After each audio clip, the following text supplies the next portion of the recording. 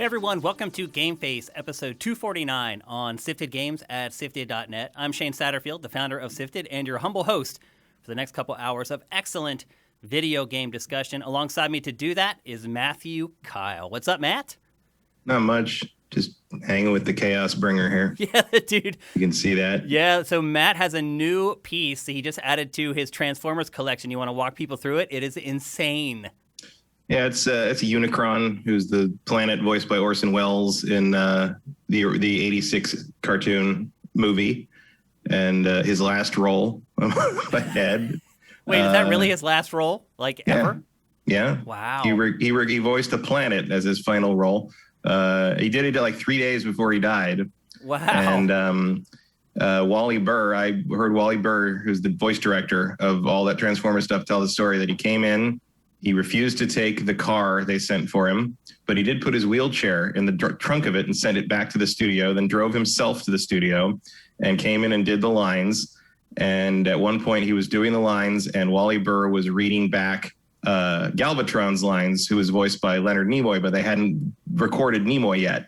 So he was reading Galvatron's lines back to Orson Welles, and Orson Welles stops and goes, "Are you giving me line readings?" And Wally Burr's like, "No, sir, I would never do that. I'm reading Leonard Nimoy's part." And Wells is like, "All right, good." And then he looks at the script and goes, "So you are." And then he took his wheelchair out of the trunk and put it in his car and drove home, and that was it. And 3 days later, he died. Wow. And Michael Bell, who was a voice actor on the shows, you would know him as, if you remember the old 80s cartoons, he did Duke on G.I. Joe, Prowl on Transformers, a bunch of Smurfs. You'd know his voice if you heard it. He's been in everything. He was in Eternal Darkness. He's been in, he was Raziel in Legacy of Kain, Soul Reaver. But he's a kind of known as a prankster, jokester guy, and he spread the rumor that Orson Welles died because Wally Burr, who was notorious for really long, grueling voice acting sessions, had killed him with a really hard voice acting session. And Wally Burr said for years, people would come up to him and be like, "I heard you're the guy who killed Orson Welles." And word travels fast in Hollywood and it never goes away. But this guy was a special Kickstarter style thing that Hasbro did 2 years ago, and it just shipped this past month. And I thought I'd put it on camera because it's like 4 feet across. Yeah, the perspective is off because it's actually back behind you a good bit, but that thing is 4 feet wide, right? Very big. It's crazy. And next week I'll transform it and it'll be in robot mode for next week's show. Yeah, that's the crazy part. It actually transforms into a robot. Something that large. So that'll go up in the middle of the whole display somehow. I'm not sure how, because there's a gap between my two sets of shelves. And I'm like, I put it there, but it's too heavy because the stand will just sort of bow into the gap. So I think I need to get like a piece of wood and like paint it black and stick it there to support the whole thing. Or I haven't actually turned it into a robot yet. I'm not sure if the robot can stand like a stride, like Colossus of Rhodes style. We'll try that. I just need to make sure he can't fall over because I feel if an earthquake hits and this thing takes a tumble, that's the end of it. Yeah. And I'll tell you one thing, Matt. So this thing was like 580 was like what you had to back on Kickstarter. So like with like tax and stuff, it's like 600 something. Yep. But like you want to take care of almost got 2 because I thought like maybe like this would probably be worth something. Yeah, but I don't know. I don't want to go through the problems. This thing's going for $2,000 now already. Because they only made that many of them, right? Oh my God. Yeah. Then I'm like, God, I absolutely should have gotten 2 of them. Like that would have paid for what I paid for both of them and then some. So yeah. Awesome. That's the lesson here, kids. Go big or go home. Yep. Come back next Tuesday at 1 p.m. Pacific, 4 p.m. Eastern to see it transformed into robot mode. Definitely something worth checking out. Speaking of something worth checking out, this episode is worth checking out. For the first time, it feels like, in 2 months, we have an episode loaded with video games to talk about, and really good ones. It's been a long time since I felt like there were too many things for me to get to. Yes, it's a good feeling to have. And I do want to apologize about last week. So Matt had a doctor's appointment that he could not miss last Tuesday, so we had to postpone it. We were going to do it on Thursday, and then I got an appointment with the specialist I had been waiting to see for literally ever since my health issues arose, and I could not pass it up. Somebody canceled, and they called me, and they're like, can you come in? And I was like, yes. So I do apologize for missing a week of the show. We're going to make up for it in this one. And I do have a little bit of an update on my health issues. So the day after, on Friday, I finally got in for my echocardiogram and my stress test. And it seems as if they've kind of figured out what is going on with me health-wise. I mean, it's not great news, but I don't know the extent of it yet. So apparently, and for those of you who don't know, an echocardiogram is where they look at your heart in detail, and a stress test is where you run on a treadmill while they're looking at your heart. And so I did all that, and they went through the process, and he said, oh, there's no major red flags or anything. Then I got the results back, and it appears that I have a birth defect, and I have a small hole in the wall between the left and the right side of my heart. And so blood is going backwards into my heart. Not a lot, according to the results, but some. And it's very common to not find something like this until you're older. I guess as you get older, maybe the hole gets a little bigger and it's easier to detect. So I don't know what the treatment's going to be. I don't know anything beyond that at this point. I have a follow-up meeting on Wednesday where I'll talk to the cardiologist, and he'll give me the details. Other than that, I don't know. Ironically, it does feel good to finally have some kind of results on what's been going on with me. They're a little scary, I'll fully admit. There's no way to know if it's bad enough. In some cases, you do have to have open heart surgery. So keep me in your thoughts, people. I really would not want to have to go through crazy invasive surgery like that on my heart. Hopefully it's something that maybe I can do things on my end to help. I will say this. I have completely changed my life in the last 6 weeks, 7 weeks. I've completely changed my diet. I really don't eat any more red meat. I've cut way down on my intake of Coke Zero. I'm taking crazy vitamins and supplements every day, and I feel better. I haven't had really an episode for a while, so I'm hoping that whatever the problem is, one, I'm glad that it's been discovered, because if it goes unchecked, it could have been really bad.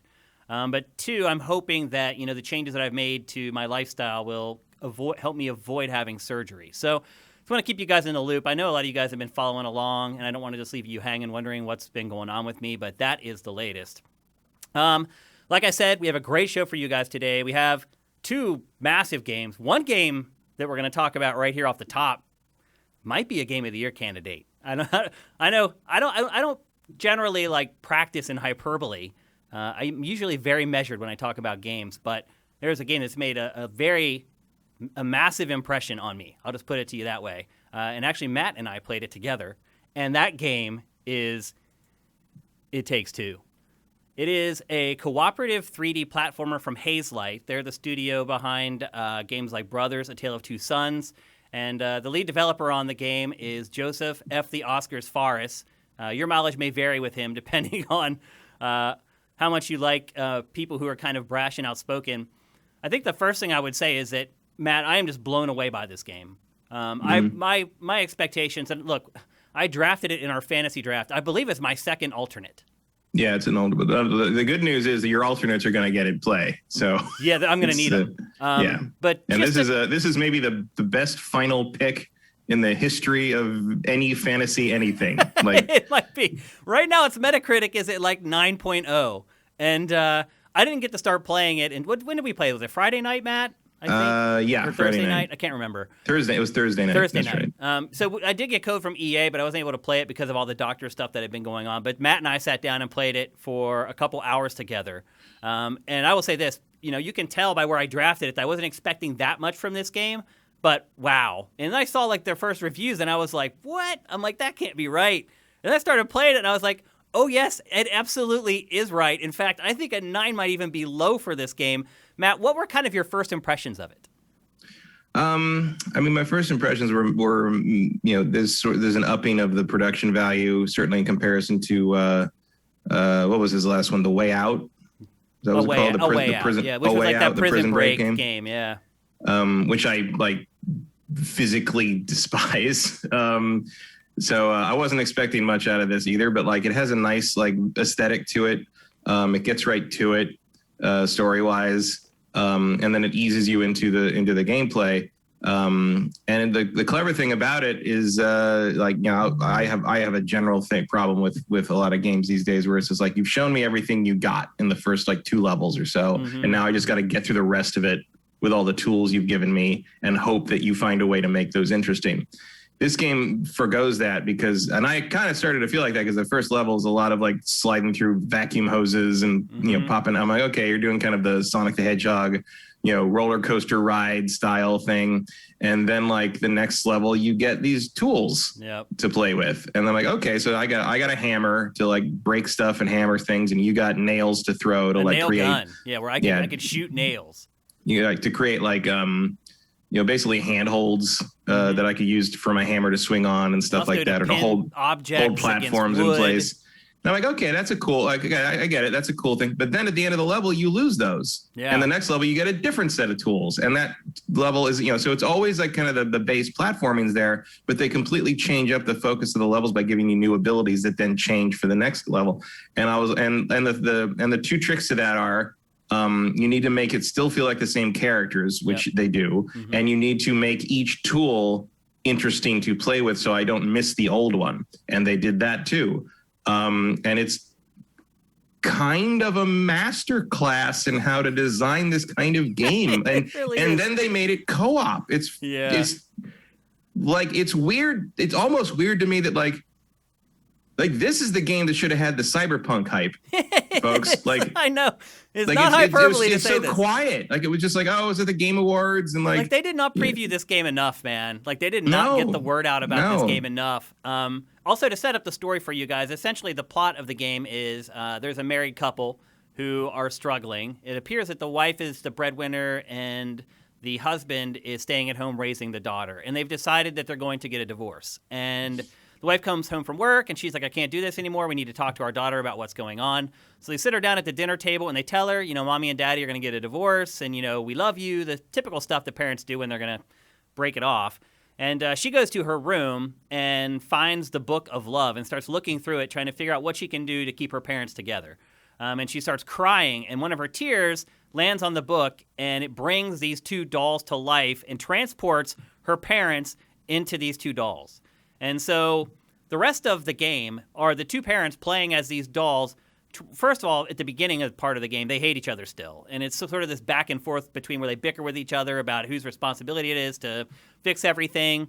And then as the game goes on, they start to warm up to each other again. And I'm not going to spoil sort of what happens from there, but that's the premise of it. And they're forced. Yeah, it's funny how they keep running into inanimate objects in their house that make them realize that, like, oh, we're both kind of wrong about all this and we're stuff. both messed up, basically. Yeah, like the first boss that you fight is a vacuum cleaner that she had, instead of just easily fixing it, she discarded it and kind of put it in the attic. Yeah. And the vacuum cleaner's not happy about it. Although he broke it in the first place. Right, so he broke it, and then she was supposed to get it fixed and didn't, and just chucked it up into the attic and bought a new vacuum cleaner instead. And the vacuum's not happy about it. And that's sort of the first boss fight. And that's how the game sort of plays out. As Matt said, the cool thing about this game, and I thought maybe it was going to be the same case too, Matt. I thought it was going to be one of those games where they show you a bunch at the beginning, and then maybe they tack a little bit on as the game goes on to kind of keep building the skill set. But really what this game does is each level is kind of self-contained. A lot of the abilities that you get in one level go away in the next level, and you get a completely new set of tools. And the levels are just long enough that you start to master each one of those tools, and maybe even at the end you kind of maybe start to get a little bit tired of them, and then it ends. And you have a boss fight where you use those tools to finish off the boss, and then you go to a new level where they give you a whole new set of tools. Now, Matt and I, when we played about the first 2 hours, I guess it was, something like that. Yeah, together. I think we did 3 levels, I think 3 levels, yeah. Yeah, so each one's about 45 minutes long, give or take. The game's not especially difficult. There was a couple points where, so eventually the game goes to split screen, and this is also very clever because you have to watch the other player's screen because they'll give you hints on what you should be doing. So I could look at Matt's screen and see, oh, there's a platform there that's going up and down. I have a nail gun, and I could use the nail gun to kind of pin the platform against the wall where he could then reach it. And so to kind of get clued into what I needed to do, I looked at his screen to do that. There was another part in the game where there's like a rotating like weather vane, and I had a hose, and I had to blow air into the weather vane to rotate it around. I couldn't figure out what I was supposed to do at first. I looked over, and I see from Matt's screen that there's one platform that was hidden from me that is actually flat on the weather vane. So I needed to spin the weather vane around to get it around to him so he could jump on it and then keep spinning it so he could get all the way around to the platform that I was on. And this stuff just keeps piling on. Like, not only is it very clever in how they do it, but they really work each one for all it's worth. Some of the stuff got really hard. Like, Matt, there was the one part where you were on a wall with a bunch of platforms, and I had to shoot the nails into holes to create walls for you to wall jump on. And it wasn't like, okay, I create a wall, and then you use it, and you jump on a platform, and then you wait. Like, I had to shoot the holes so that the platforms appeared while he was jumping. And then it got confusing because if you hit the wrong one, it would put a wall up that would block him from getting to the platform he needed to. It's very clever. Like the scene that you're seeing right now, we're trying to wire this circuit together. So I come over, I become like the piece of wire to connect it, and I have to quickly run over and get to the other one and become the next connector. And like the first few times, I didn't realize I needed to use sprint to get over there in time. And the game does a great job of teaching you all on its own what you need to do. There was one part where I couldn't quite figure out, and that was one part, Matt, where you were hitting the hammer, and I think the platform was dropping out, and I had to sprint to get to the point where the platform dropped out in time before like the hazard showed up. Yeah, for the spinning blades. Yeah, for the spinning blades. That was the only part where I was like, what the heck am I supposed to do? And then you had to text me. I think you just said sprint. Yeah. And I was like, oh, yeah. So then I did it, and then that very next time we were able to because you hadn't accomplish had to sprint since that previous right. It had been like 2 hours since you had to do anything with the sprinting. But otherwise, this game does an amazing job of like teaching you the basics of each new skill that they give you, and then easing you into the more complicated concepts until you're really kind of at the end of your rope, and then the boss fight comes. And then the boss fights use those abilities that you learned to help you complete the boss fights. It's really just, I'm just shocked. Like, not only that, so Matt, did you keep playing after we played? No, I switched to other stuff. Okay, well, I did. Which was a mistake in some cases. But which we'll get to later in the show.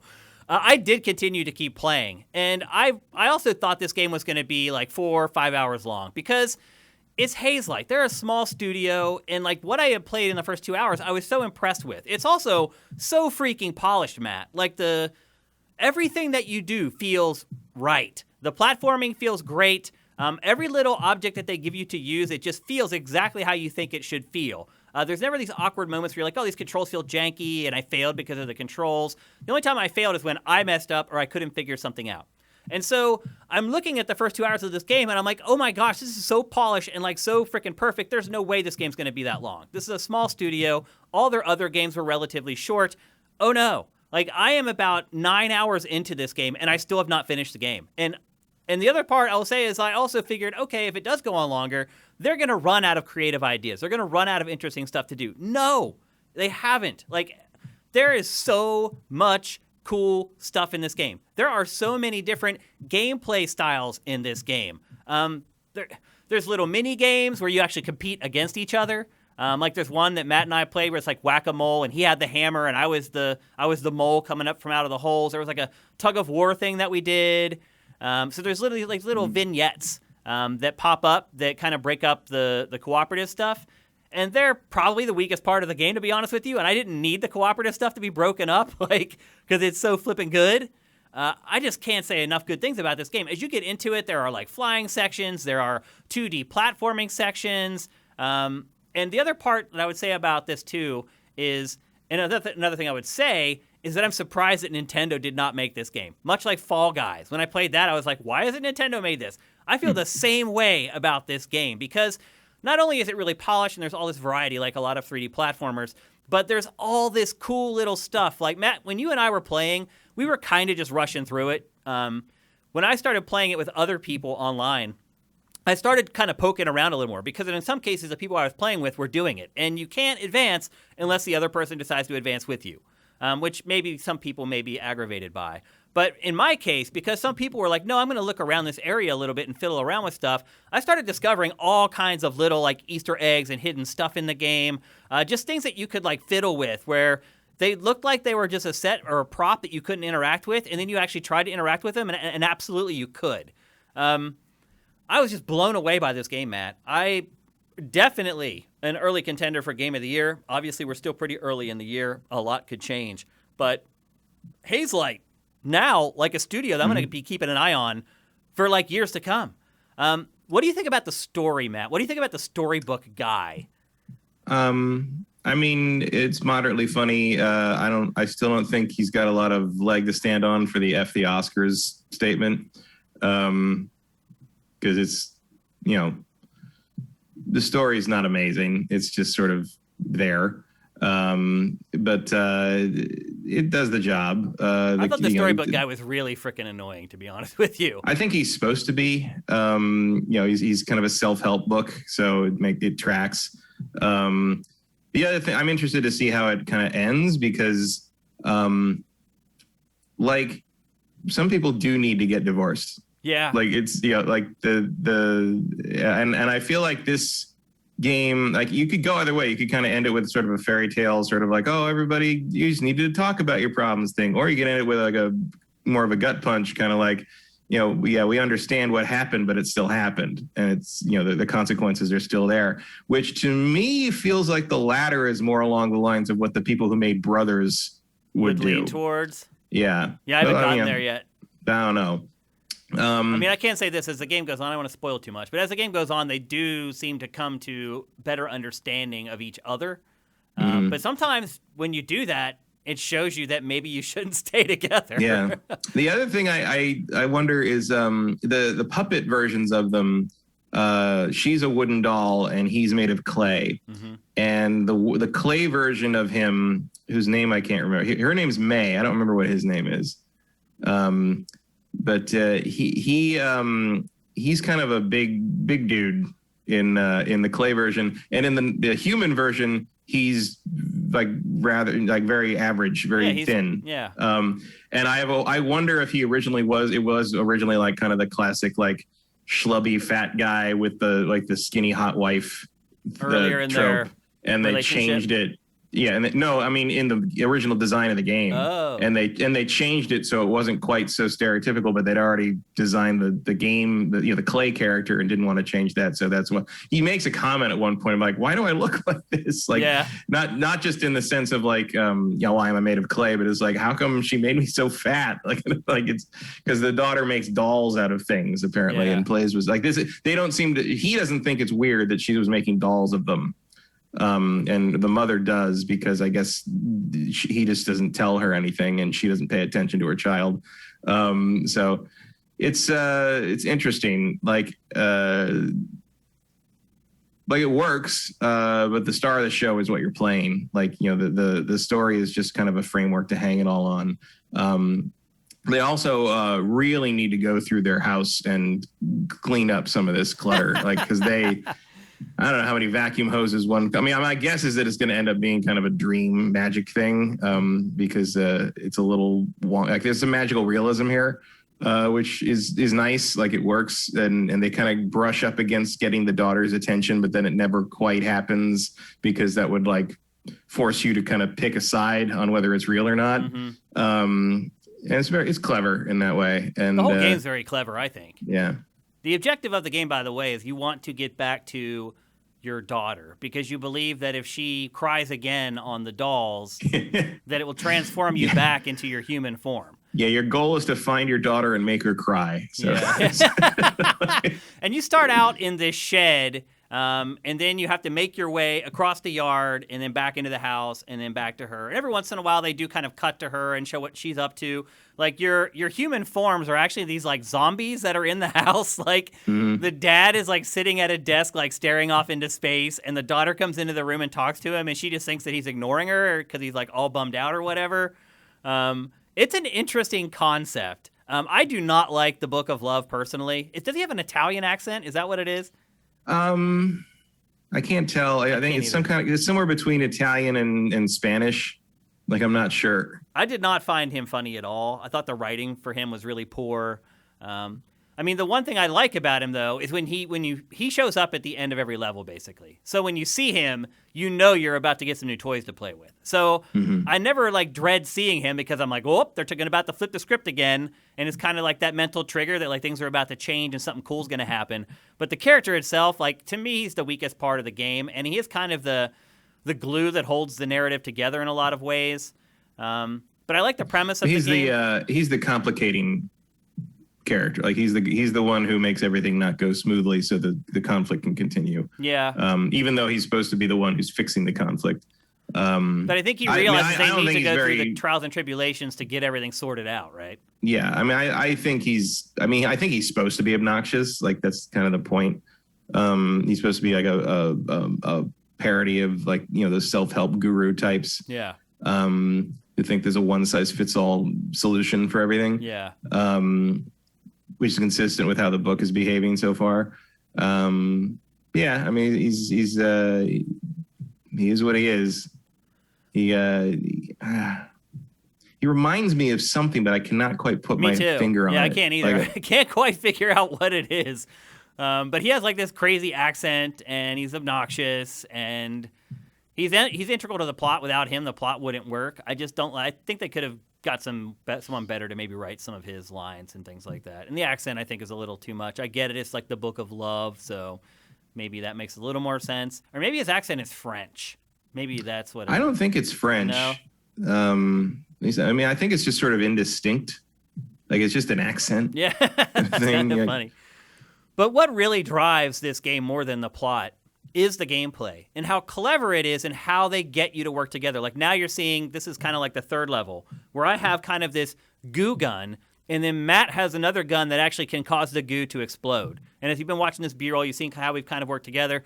But there's other parts that aren't in this B-roll where these tanks, and I needed to fill up the tank with goo and then jump on top of the tank, and then Matt exploded the goo inside the tank and shot me up in the air. And while I'm in the air, he needs to shoot the next tank, which I had also filled up with goo, and that creates a gust of air that I land on that then propels me onto the platform. Like, that is the way this game works. Like, there's a clockwork section of the game where I have the nail gun and he has the hammer. The hammer would allow Matt to latch onto the nails, spin around the nails, and then kind of fling himself forward through the levels. And from my case, I'm looking at, it looks like a side-scrolling platformer level to me, basically. And to Matt, it looks like a 3D platforming level. So I'm seeing him from the side view. I'm like shooting nails into this gauntlet that they're trying to get him through, and I'm trying to figure out, okay, can he reach that platform? Can he not reach that platform? There's a lot of like switch flipping where one has to figure out which switches to flip at the right time, and then the timing with the platforming. Honestly, I think it would have been a lot more successful if we actually were like on voice chat, Matt. Even the problems that we did have, we probably wouldn't have had any if we were actually communicating. No, but it is kind of a testament to the game's design that we didn't really need it. You're right. We absolutely didn't need it. And I'll be honest with you, like, I didn't need it for the rest of the game either. Like, also, I will note, I did put my headset on at first, but clearly you didn't. But I could hear you. Really? Yeah, I could hear the sound from your TV and like when you clear your throat or whatever, like through my headphone. Because I think there's a microphone in the PS5 controller. Oh, that's right. So you need to turn that off. I had turned it off before. I turned that off a long time ago. I could hear you. That's all I'm telling you. That's great. Thanks for the tip, man. I had no idea that was still turned on. I wonder if when it did a firmware update, it like defaulted to turning it back on at some point. That could have been. Like some of those updates that changed like system software stuff might have reset everything to default. I don't know. Yeah. But this game is amazing. I'm not a huge fan of the character models in the game, to be perfectly honest with you. I think they're kind of ugly and unattractive. But that's just... Yeah, I mean, they're well rendered, but I'm not a giant fan of the art style. I mean, that's the other thing, too. I played this on PS5. The game looks flipping great. For a game that probably wasn't developed from the start for PlayStation 5 or Series X, it looks incredible. And if you go back and look at footage from like the PS4 version, it does look better. Like on PS5. Oh, it does? It's a jump, yeah. Again, this small studio. That's what really is staggering to me about this game in general, Matt, is this small studio has created this game. Like, there's so much imagination in it and so much creativity and amazing level design and the cooperative stuff. Like, again, this is something I would like to see Nintendo tackle, and I am shocked that Nintendo isn't the one to do something like this first. It is right in Nintendo's wheelhouse. I feel it wouldn't take a whole lot of effort to do an Ice Climbers version of this. No, actually, that's a good IP to kind of attach to it, actually. That would work out really well. But It Takes Two, it's available for PC, PS4, Just about everything. PS5, Xbox One, and Xbox Series consoles. I would recommend this to everyone, Matt. Mm-hmm. Like everyone. I realize this I mean, as long as you have someone to play with, it helps. But. Yeah. I mean, I realize this is kind of a game that just, like, floated under the radar. There wasn't a lot of hype around it. They only released, like, 2 trailers for this game before it came out. Like, EA really dropped the ball on this game, in my opinion. I think. Yeah, it seems like they didn't know what they had. Yeah. How do you not, though? You can play it for an hour. Like, literally the first level, I was like, whoa, okay. Like, I think I texted you after we finished the first level. What did I say? I said something like, oh, okay. Like, that's better than I thought it was going to be. And then it stayed at that level, and it just stays there for the entirety of the game. I'm just really impressed. You said, okay, this is pretty awesome. Yeah, after the first level. And it just stayed that way and just kept being great. And again, I haven't finished it. I don't know exactly how long it is, but I'm 9 hours into it, and it's still going. So it's not a little short, like, indie-sized experience. Hazelight, on my radar now, Matt, is a developer for me I'm going to keep an eye on going forward. I'm blown away by this game. I really am just, like, completely shocked.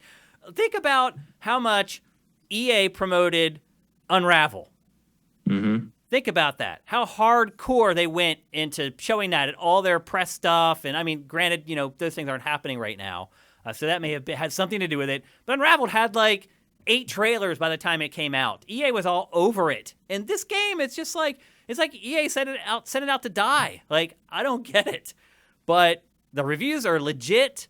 Those scores that you're seeing, those are not wrong. It is, in fact, if anything, some of them are kind of low, to be perfectly honest with you. I'm thinking maybe something happens at the end that people didn't like about the plot because, and maybe it's what you said, Matt, maybe what you suggested, because most of the people who are dinging the game are like, oh, the story ended up being like garbage. And I haven't felt that at all playing through it. So maybe something does happen at the end that kind of changes things a little bit. Maybe they're trying to ensure a sequel and they found some cheap way to try to do that. Maybe they just separate or something. Like instead of they get a divorce and then the kid turns into a doll and then it ends. That'll be a good. We're not spoiling anything, people. This is not what happened. Well, maybe it is, but we're making this up. Who knows with these guys? We're not telling you. We're not trying to tell you that's what happens with the game. But I wouldn't think that there's a big cliffhanger or anything. I don't think Hazelight's under the impression that they get to make sequels too often. But like, I mean, they should might make a sequel to this game. It'd be a hard follow-up, really. I guess you could do like a Life is Strange thing and just do 2 different duos of people. Like I guess you could do like best friends, or you could do brother and sister, that kind of thing. You do it like a cat and a dog. Yeah. Like you do pets. Yeah. And like they don't have to become dolls of themselves, but like you just gotta find a magical realist premise to do it with. I mean, I think this one works. It is funny to me that like there's this weird wave of like shrunk people games. Yeah. Like that seems to be a trend right now somehow. Yeah. Like small things running around everyday objects is like a and that is now. The whole premise of the game is it's small people, big world. Yeah. And we have had a lot of that lately. Yeah, but I mean, it's definitely they do a great job with grounded. it. It's magical. Like I really felt like I was playing something special playing this game the whole time I played it. And so hopefully you guys give it a chance. I know some people are like, oh, that looks too cutesy for me. Give it a chance. I will say this. I think you're right. It's going to be in the Game of the Year conversation. That dude's going to be insufferable at the Game Awards this year. That's a good point, man. That's a good point. And like maybe he earned it, but woof. Yeah. If he was like that after his prior games, I mean, look, Brothers was a really good game. If you can be that way after A Way Out, what are you going to be like now? Brothers is really good, though. Brothers is great. It's not on this level, but it's pretty damn good. So, like, you can see Brothers is a predecessor to this, though. Absolutely. More so than A Way Out, to be perfectly honest with you. Yes. Yeah. But A Way Out is garbage. Like I hate that. I really hate that game. I don't like the way it looks for sure. No, I don't like the way it looks. I don't like how it's too slow. It what leans I'm on the shocked split. About is how it leans on the split screen stuff too much. This one does not. This one uses the split screen as a mechanic, not as a crutch. The cooperative play in A Way Out this is like a whole other league. Like, Yeah. it's shocking to me that this team made this game. It just really is. This is a different game. A Way Out is pretty much like an adventure game. Yeah. With a couple action elements here and there, but like this is like straight classic platforming most of the time. The only thing I would worry about is like this is like a game I would put in almost anyone's hands, but like one of the reasons we were able to do as much as we were with no voice chat is because we've been playing video games forever, and like we can pick up on the language that the video game wants us to do. Yeah. And like, I could definitely tell there's certain points where I know people there are people I know who I know would love this game, but would not notice that there was a nail hole on that platform to stick it where it needs to stick, and that would need to be told to them. Yeah, because there are moments where, like, I was surprised myself when I picked up on stuff. Like, you just see that like little icon and be like, oh, I need to peg, when the platform comes up, I need to peg it to that piece of wood so it'll stay there. There's an elegance to that in this game. They do it very, very well, but you have to know the language. Yep. And like, even without the be voice ready chat. to help someone if you're playing with like, someone who's not as well versed in platformer games, you might need to nudge a bit. But I think just about anybody would have fun with this. Yeah, and even without the voice chat, we found ways to give each other clues.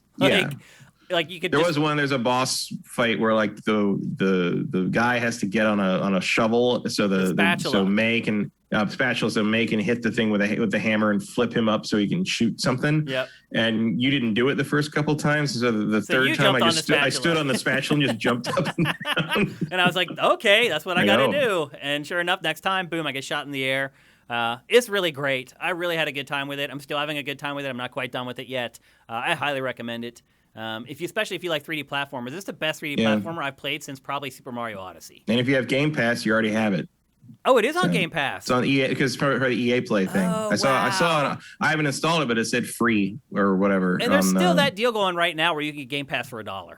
So if you haven't jumped on that yet, this is worth $1 and then some. Like, I would buy this full price, no question. Like, I would recommend it full price, no question. If you can get it free on Game Pass, go for it. Definitely worth it. You'd be like, damn, Game Pass is flipping awesome. So there you go. It Takes Two. Again, it's on PS4, PS5, Xbox One, Xbox Series consoles, and PC. Now, and also if you do the friend pass thing. Oh yeah, I forgot about that. You can do like the thing where you get a clip. What is it? It's other people can play without owning it. Yeah. Oh, I guess it's only on if you have the premium EA Play thing. Never mind. But other people can play without owning the game. If you want it free, it's only part of the EA Play friend pass thing, which is part of the gameplay thing now, Game Pass thing now. So that you need the deluxe super ding. Okay. But the friend pass thing, you can see it on the main menu. It says like, invite a friend to try it or whatever. Mm-hmm. But if you both do that, it's basically a free demo for both people of the first level. Okay. All right. After which you will almost certainly buy it, I would think. Yep, absolutely. Yeah. After that first level, again, I texted you that. I was like, whoa. Very pleasantly surprised by this game. So there you go. It Takes Two. Next up, we do have a couple topics in this episode that were originally, and I had put together an entire episode for last week. But I ended up cutting most of the topics, but there's a couple that we still want to talk about because they're kind of big stories. One of them is Bloomberg once again. Boy, since Jason Schreier went over to Bloomberg, it is just a waterfall of gaming information all of a sudden. I'd be interested to see if it's actually driving people to subscribe to Bloomberg because they're breaking big stories, but there's only like one every 2 weeks, one every 3 weeks. And I'm sure they brought him over there for that reason. Maybe they do want to just drive traffic. And you do get, 3 free stories a month on Bloomberg before you have to pay or something like that? I think so. It seems like I've been able to read all Jason Schreier stories for free from Bloomberg because I don't go to Bloomberg that much. Yeah, really. That's the only reason I go there. So I go to see his stories. I do get to see them usually. But he's been breaking all kinds of stuff. And the latest to come from Bloomberg is more details on the new Nintendo Switch, which people are still calling the Switch Pro or the Super Nintendo Switch, whatever you want to call it at this point. Switch Pro seems to have been the nomenclature most people have decided to go with for whatever reason. And the new information... Which is definitely not what they're going to call it. I mean, that's... Yeah. I still have no idea what they're going to call it. They may just call it, like, Switch 2 or something. Who knows? I mean, it would be smart instead of them trying to reinvent the Wii, although Wii U didn't work all that great for They'll them. probably call it, like, Switch Plus or something. Or new Switch or... Switch Eye. I don't know. Eye Switch. Who knows? Like it'll be something that you're like, really? Oh, fine. You know, Well, I'll say Pro one is thing. already what PlayStation used. I don't think they're going to ape PlayStation like that. Yeah. One thing I will say though is I have been playing a Switch game over the last week, and I'm sure you guys can guess what it is, and we'll be talking about it later on in the show. But I will say that I'm pretty freaking impressed with what that little Switch can do, Matt. Like, there is sometimes I was playing Monster Hunter over the last week where I was like, dang. Like, I looked over at that little box sitting underneath my television. I was like, man, you're doing all this? Like, how do you do it? Like, it's pretty impressive what the Switch has been able to do with the form factor and the size and everything. And that little Tegra chip, it's just... It's pretty shocking to me what they've got out of the Switch already is what I'm getting at. The games have ended up looking far better than I thought, and I would say that like games have progressively looked better during its life cycle. So developers have learned to write to the metal a little bit and make the games look better over time. Monster Hunter Rise, definitely another example of that. But rumors are starting to swirl now about, okay, if Nintendo's new Switch or the Switch revision is going to be 4K, how are they going to do it and still make it a handheld? Because you can't. I mean, there's a reason why GPUs on your PC that can run games in 4K are like this freaking big, and it's just the GPU. So how do you squeeze that down into a small form factor where it's still a handheld? And even despite what we learned, Matt, I still kind of question how Nintendo's going to do that, to be perfectly honest with you. But the story that Bloomberg broke is that NVIDIA is going to be using a brand new tech called, well, it's not even brand new, but one of NVIDIA's newer technologies called DLSS. DLSS stands for Deep Learning Super Sampling. Okay. Whatever that means. And essentially what it is it's an AI-based, man, how do I even describe this? It's so crazy. Basically, you're using an AI to create the 4K picture from a lower res picture. Yes.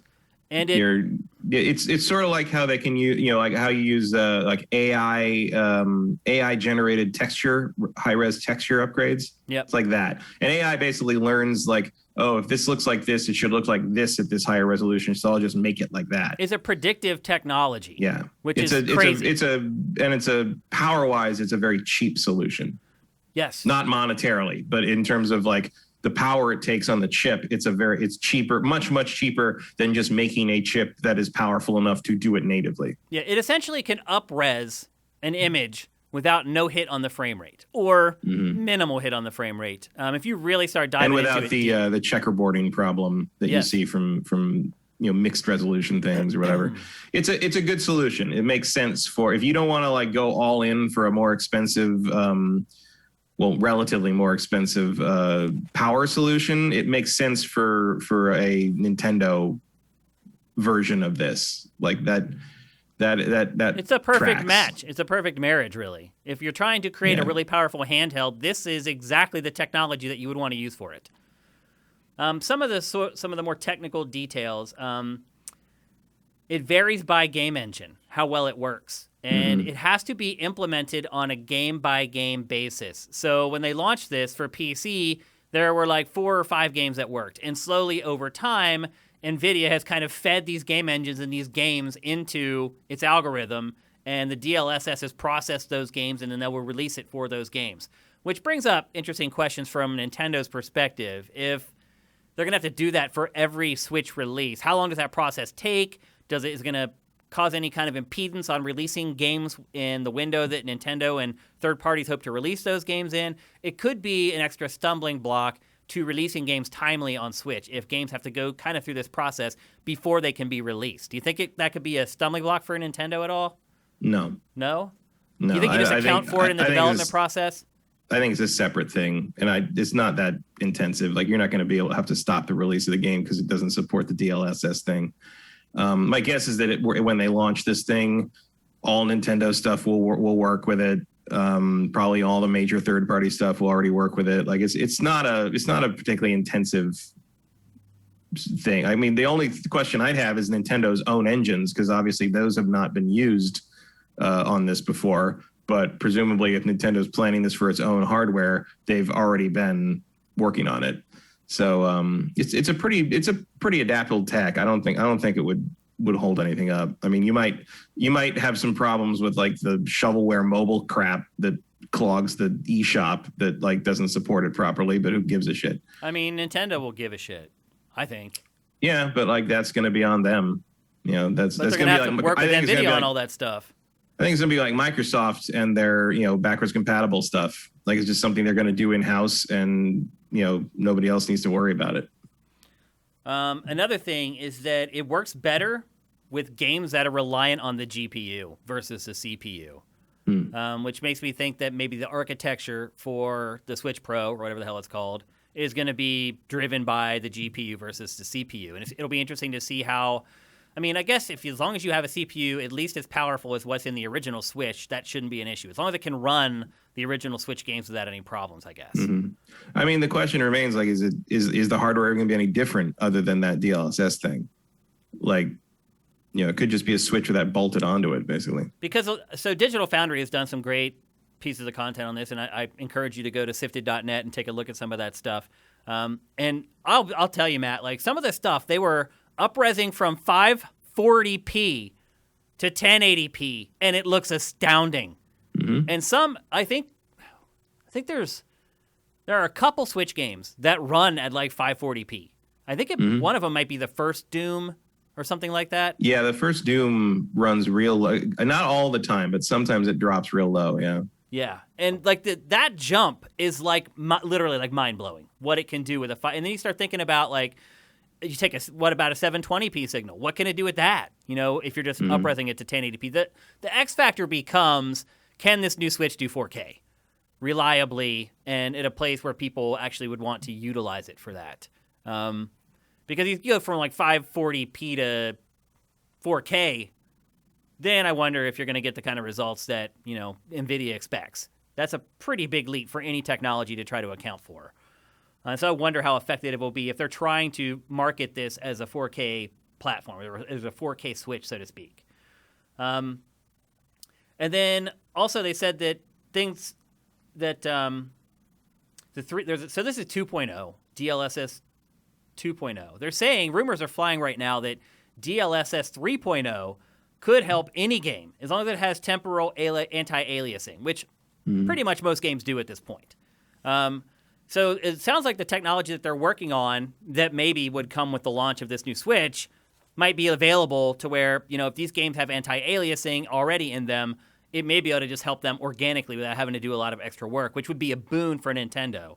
Now, another thing to keep in mind is there are some drawbacks to this. For instance, one of the sort of side effects of using this technology is an effect called haloing. And that's basically where objects have sort of a very fine white edge around them. I kind of complained about something that Nintendo does intentionally with Mario lately, which is like that weird white glow that's around him. Well, this actually appears in any game that would run the DLSS if you're really pushing it to the limit. If you're going to like a 540 to a 1080, or even worse, a 540 to like a 4K, it becomes even more defined. But if you're Nintendo and you're like, how can we not lose the unique selling proposition of Switch, which is the fact that it's a Switch. You can play it on your TV or you can play it handheld. If you're worried about losing that, what's the best thing that we can do to keep that functionality and still make our games look much better in the case of old Switch games, and in the case of new Switch games, make them look mind-blowing, then this is really your only opportunity. I mean, I don't know how else you can do it and still have a form factor where the handheld doesn't weigh like 4 pounds or something like that. Yeah, this is... outside of actually putting decent hardware in the thing, this is about all you got. So we'll see. I mean, I think there will be a noticeable line between games that were made knowing this tech was going to be there and games that predate it. But I would imagine the stuff that predates it's still going to look pretty good. Like I imagine Breath of the Wild is still going to look pretty damn good at 4K, even then, though it wasn't designed to be in 4K. Well, that game's big issue obviously is a frame rate. Frame rate, and also which is what this helps more than anything. Yeah, well, it will help.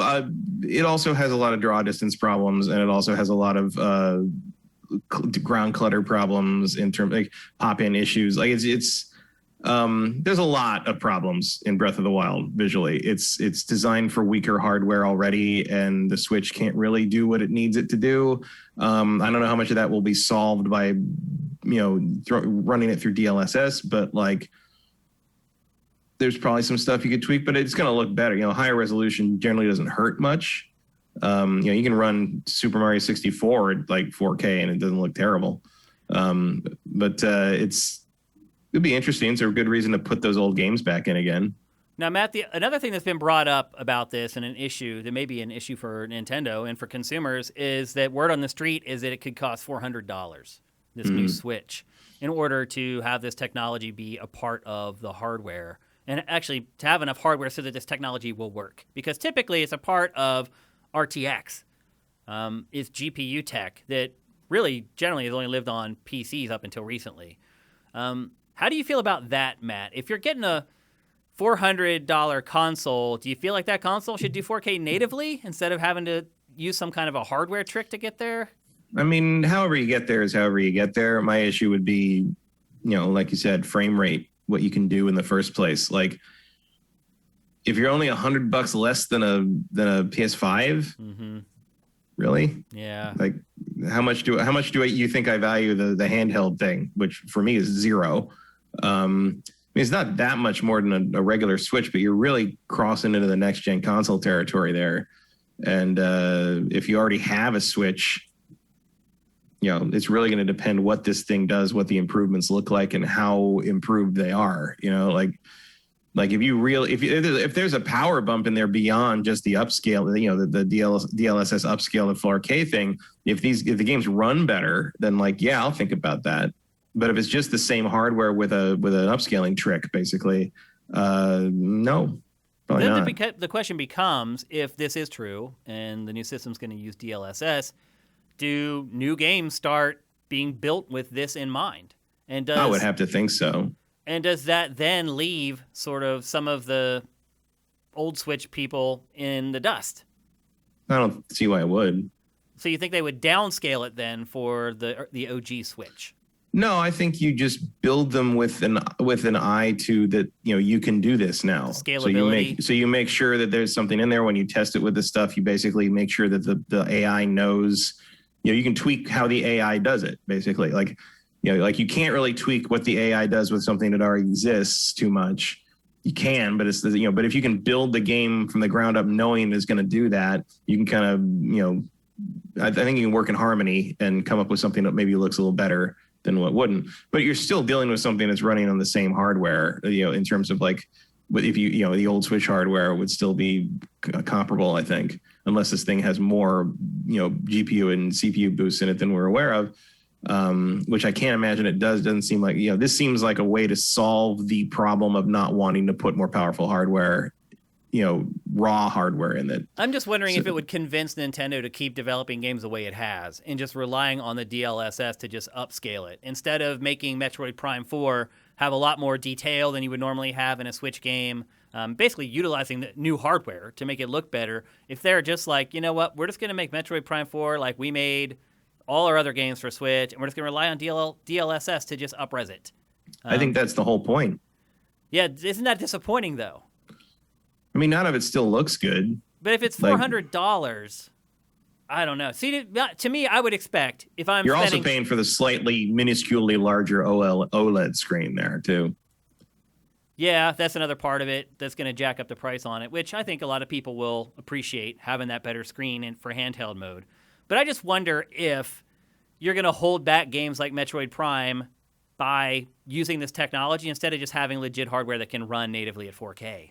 We were never going to get hardware that can run natively at 4K from Nintendo. That was not in the cards. You think? You think we'll never get a 4K console for Nintendo, except 6 years from now when they can legitimately do the technology is to a place where natively you could create something as small as a Switch and run something in native 4K? Yeah, that's pretty much what I would expect. Really disappointing. That's Nintendo. So then my question becomes, Matt, do they need to do this? Because they're still selling Switch as fast as they can make it. I don't know. I got this. I mean, I guess clearly you're playing stuff today, and and it's just even playing Bravely Default 2. It's just like, why are you chugging in the frame rate in this game? Yeah. It's like, you need an update, and if DLSS can smooth that out, great. Would it be better to have actual powerful hardware in a new Switch? Sure. Maybe they're doing that. We don't know yet. My guess is they're not. to keep the price down. And this is their solution to make it look better without actually, breaking the bank on a massive hardware upgrade. But the maybe look we'll better get a massive hardware upgrade on what? The look better is relative, though, because you're not getting like more detail in your games. It's just. But you are, if you watch the DLSS, like that's the whole point of DLSS is it does make up detail. Like you wouldn't know the difference. The idea is that with DLSS, you won't know the difference between, AI up-resed and something that's running native. When I say detail, I mean perfect. You're not going to have more trees in the forest. You're not going to have like more detailed character models. They're the same character model. They're the same trees. They're the same amount of trees. They just look better, is my point. Yeah, but that can be enough. I've never played $400 though. I don't know. I haven't played a Switch. I haven't played a Switch game and thought like I wish that had more trees in it. Like it's just not a thing I'm worried about. I just want them to run better. And maybe this will help. Maybe it won't. You've just I don't know. Sort of acquiesce to the idea that Nintendo products are just not going to be as detailed as things that you buy from the competitors. I mean, that's how it's been for 15 years now. I guess it has been about 15 years now. Yeah, I don't like it, but I've accepted it, like that's the best I can put it. I'm going to fight the power, Kyle. The other part that concerns me is like releasing this kind of half step up that uses this kind of magic trick to make it work. Does that delay ultimately getting the legit 4K Nintendo console where things are built with 4K assets and textures are 4K and there is more detail in the worlds and things like that? Like, I don't know. I don't think so. I think whatever their next system is going to be is probably going to be some slightly underpowered and mildly disappointing attempt at that. I think this is just a stopgap. I think this is something else to put in the pipeline while we wait another 2 years for a real Switch 2. What do you think happens to the pricing of the OG Switch when this one comes out? Does it drop or do they keep it the same? How much does it cost now? I think it's $300 still. It's still $300? I think so. I don't know. Maybe they drop it at $250 and call it a day. Yeah, because they're still selling them at that price. Like, it's hard to argue that they should drop the price of the OG Switch. I think they might. Maybe only $25 or something like that. Yeah, 300. I don't know. Like, like you probably don't need to drop it. Like it's selling fine. If you want one, you're kind of stuck with it, right? Or maybe if you don't drop the price, that compels people to buy the $400 one because they're like, well, I'll just spend an extra $100 more. And you hope no one realizes it's only $100 more to get a PS5. But at the same time, no one can find a PS5, so who gives a shit? At the same time, probably no one will be able to find this either. So, but I mean, maybe you don't need to drop the price of the main regular Switch. Like, I don't know. Like they didn't get too aggressive about dropping the price of the different versions of the DS when that happened. So that seemed to work out okay. Yeah, I mean, as I said, they still can't make enough. Yeah. I can't remember the last time I saw a Switch when I went into like a Target or a Walmart. Like I can't remember the last time I looked. Yeah, but I can't remember ever seeing a big pile of Switch at a retailer. I'd have a few times, but that was like 2 years ago. The most I've seen is like 4 or 5. Like there was a doldrums section where sometimes around I think around Christmas 2019, there was they had stacks and stacks of them behind the counter at Best Buy, just like everything else. But it's getting a Switch wasn't hard until the pandemic started, and then suddenly everybody decided they needed that and an Animal Crossing copy, which is fair. Yeah. Yeah. But about a year since then, I guess. Yeah. Yeah, I don't know. Like I'm gonna need to see what this stuff looks like before I make a decision. Like I have wanted obviously a Switch that runs better in docked mode. If this delivers that, I'll consider it. But $400 is a lot for something that's really seems like it's going to be I mean, does Nintendo even keep manufacturing the OG Switch? I mean, does it just stop manufacturing it? I mean, I think you do keep making it, unless this is like a move to really start to associate Nintendo with 4K, and they want to phase that out. I don't see that really happening until their next system's ready. Like I can see this. My guess is that whatever the Switch 2 or whatever they end up calling it is going to be ostensibly 4K ready, probably in the way that the PS4 and the Xbox One were. So like not really, but like you can get there if you're lucky, sort of thing on certain games.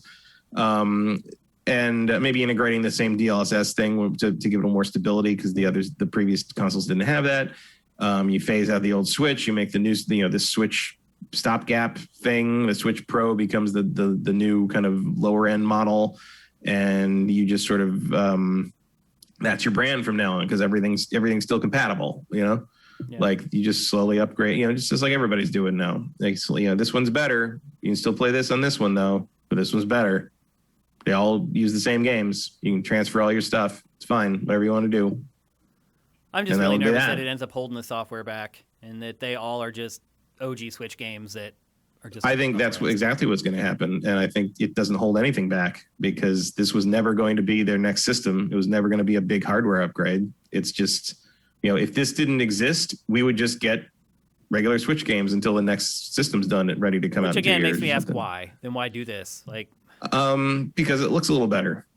Yeah. That's all. And the screen's better, going to look better because the OLED. Because the OLED is a more efficient display. You'll probably get more battery life out of handheld mode. Like there are other benefits to it.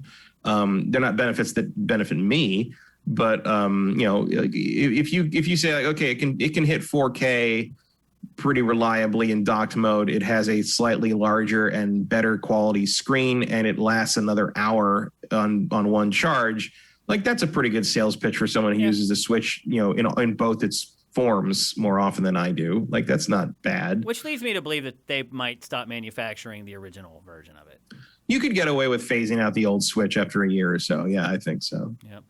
So there you go. At a certain point, the difference is splitting hairs to the point that why are you going to want to make consumers have to make that decision longer than you have to? Yeah, that's a good point. Yep.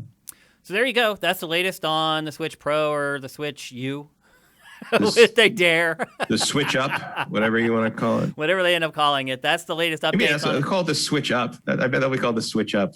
That's possible. Because you're upscaling. That's actually a pretty good idea, now that I think about it. The other word about it from Bloomberg is that it's coming this year, before the end of 2021. Yeah. So maybe it's going to coincide with that release of Breath of the Wild 2, Matt. No. And bring home another fantasy team victory for me. I mean, there's got to be something coming out this fall, right? Yeah. They have to have Not just another Pokemon game. Yeah. Yep. So we'll see. But that's the latest, and when we get more, we'll be sure to update you. Now it's time to move on to a game that I'll admit confused the living crap out of me because it uses a word in its title that I always associate with Batman. But in this case, it is not Batman. This game is called Arkham Horror. And I guess my first question to you, Matt, is Batman, I guess, doesn't own a copyright to that. No. And what does it mean in the context of this game? And it's actually based on a tabletop game, right? Yeah, well, okay. So Batman takes Arkham from this. Oh, okay. This is a H.P. Lovecraft game. Okay. And H.P. Lovecraft is where Arkham and everything Arkham comes from. Arkham is a town in Massachusetts where a lot of horrible, monstrous, cosmic horror stuff happens in H.P. Lovecraft. I did not know that. So that is Arkham. So Arkham Asylum is named after that. Okay. So Arkham Horror, yes, Arkham Horror is a board game line, going way back to the Call of Cthulhu board game. But they're mostly made by a company called Fantasy Flight Games. So they did a board game called Arkham Horror, where you go around the town and close gates full of monsters and all that.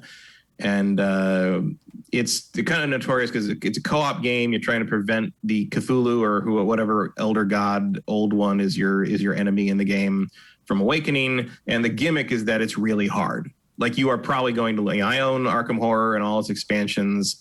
And I've of all the times I've played it, we've probably won a third of the time.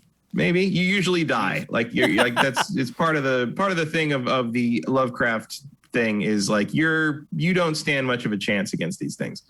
And it's very heavily weighted in investigation, exploration, and maintaining your character's health and sanity. And so this game, Arkham Horror Mother's Embrace, is a adventure game. I'd say it's an adventure game with turn-based combat. Which isn't something that we get a lot of. No, not too much. And it's based on, it's kind of a melding of Arkham Horror, the third edition of the Arkham Horror board game, and Arkham Horror, the card game, which is an ongoing, what's called a living card game that they put out where Like a Magic, the Gathering game is like, they put out booster packs and you have to collect all of them and build your deck and all that stuff. So a living card game plays similar to a Magic style thing, except the cards aren't randomly distributed. You just buy the box of the cards and that's all the cards, and that's it. Like there are no rare cards. There are no, got to go open more packs to hope you get the one you want. It's all in the box. Okay. And then release expansions. You use those to build new decks and have new characters and then they have scenarios, and you basically put cards down that represent rooms, and there's little paragraphs of text you read that tell the story, and you can go through different campaigns with your same character and continue through. So this is a mix of that and the board game's latest edition, which takes ideas from that, where kind of you construct a map and go through the map and have to defeat monsters and look for clues.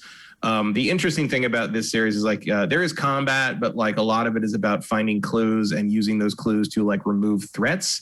In the old version of the board game, one of the most dangerous characters you could play as was a librarian.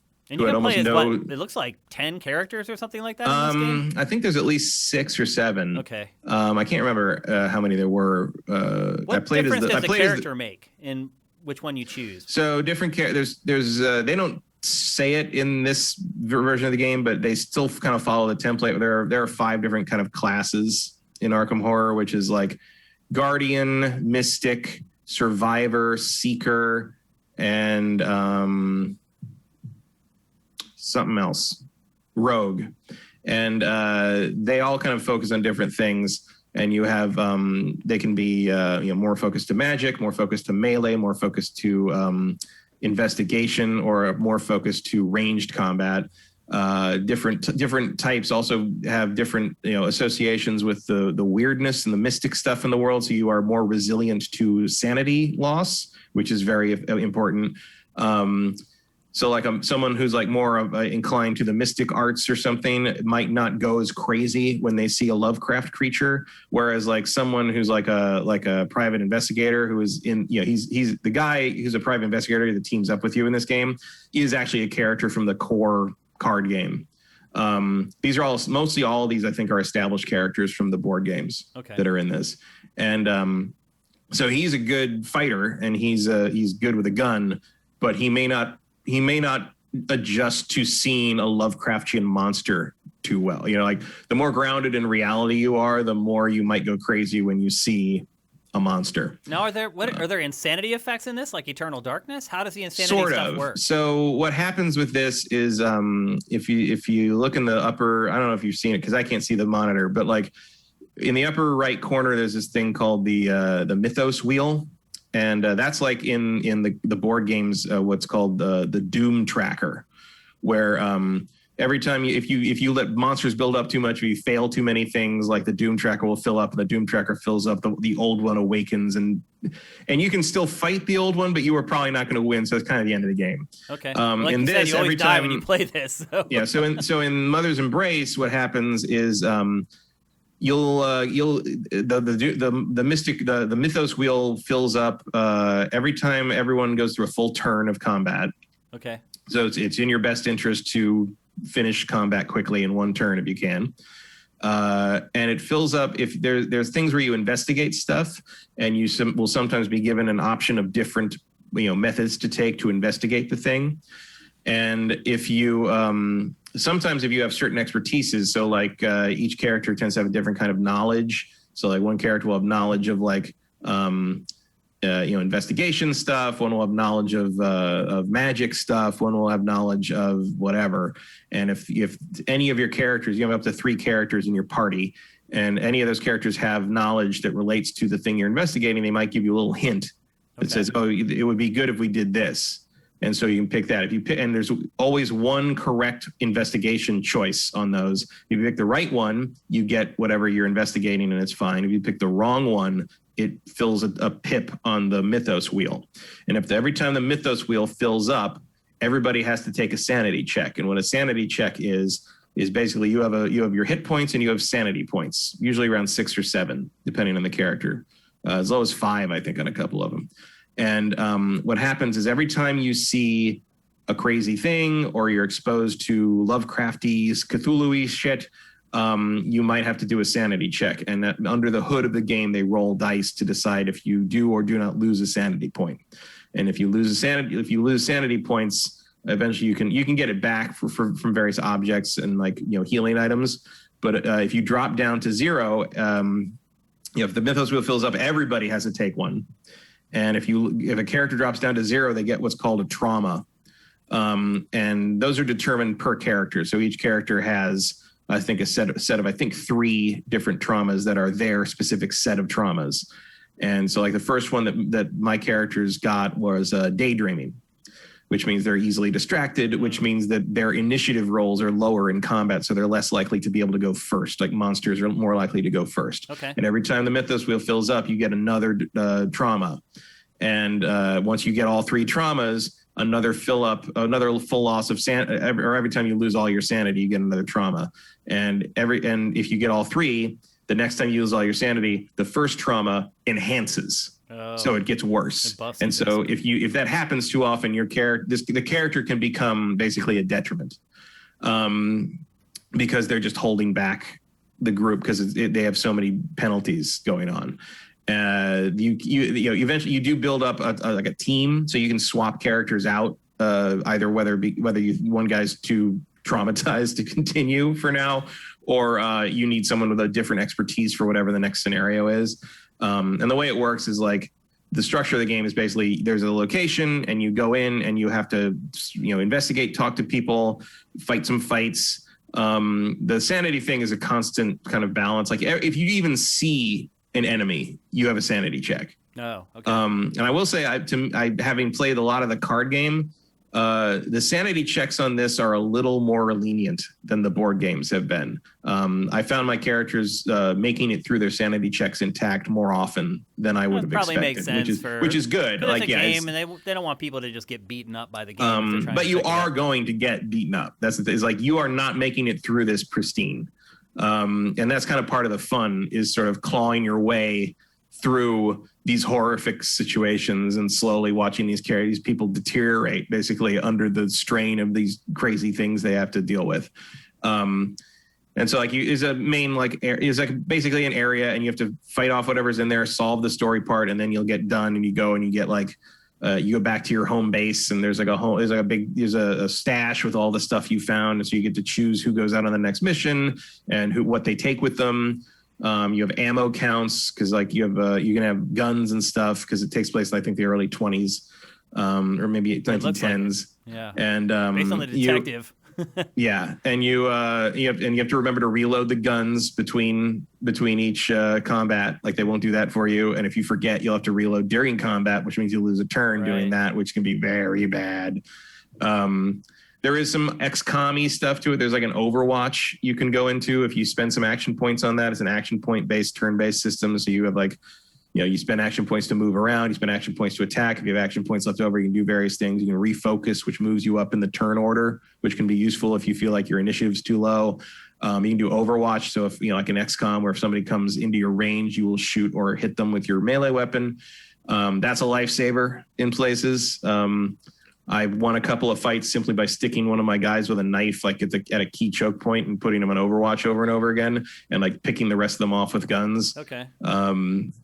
It's not bad. There's magic where you can do.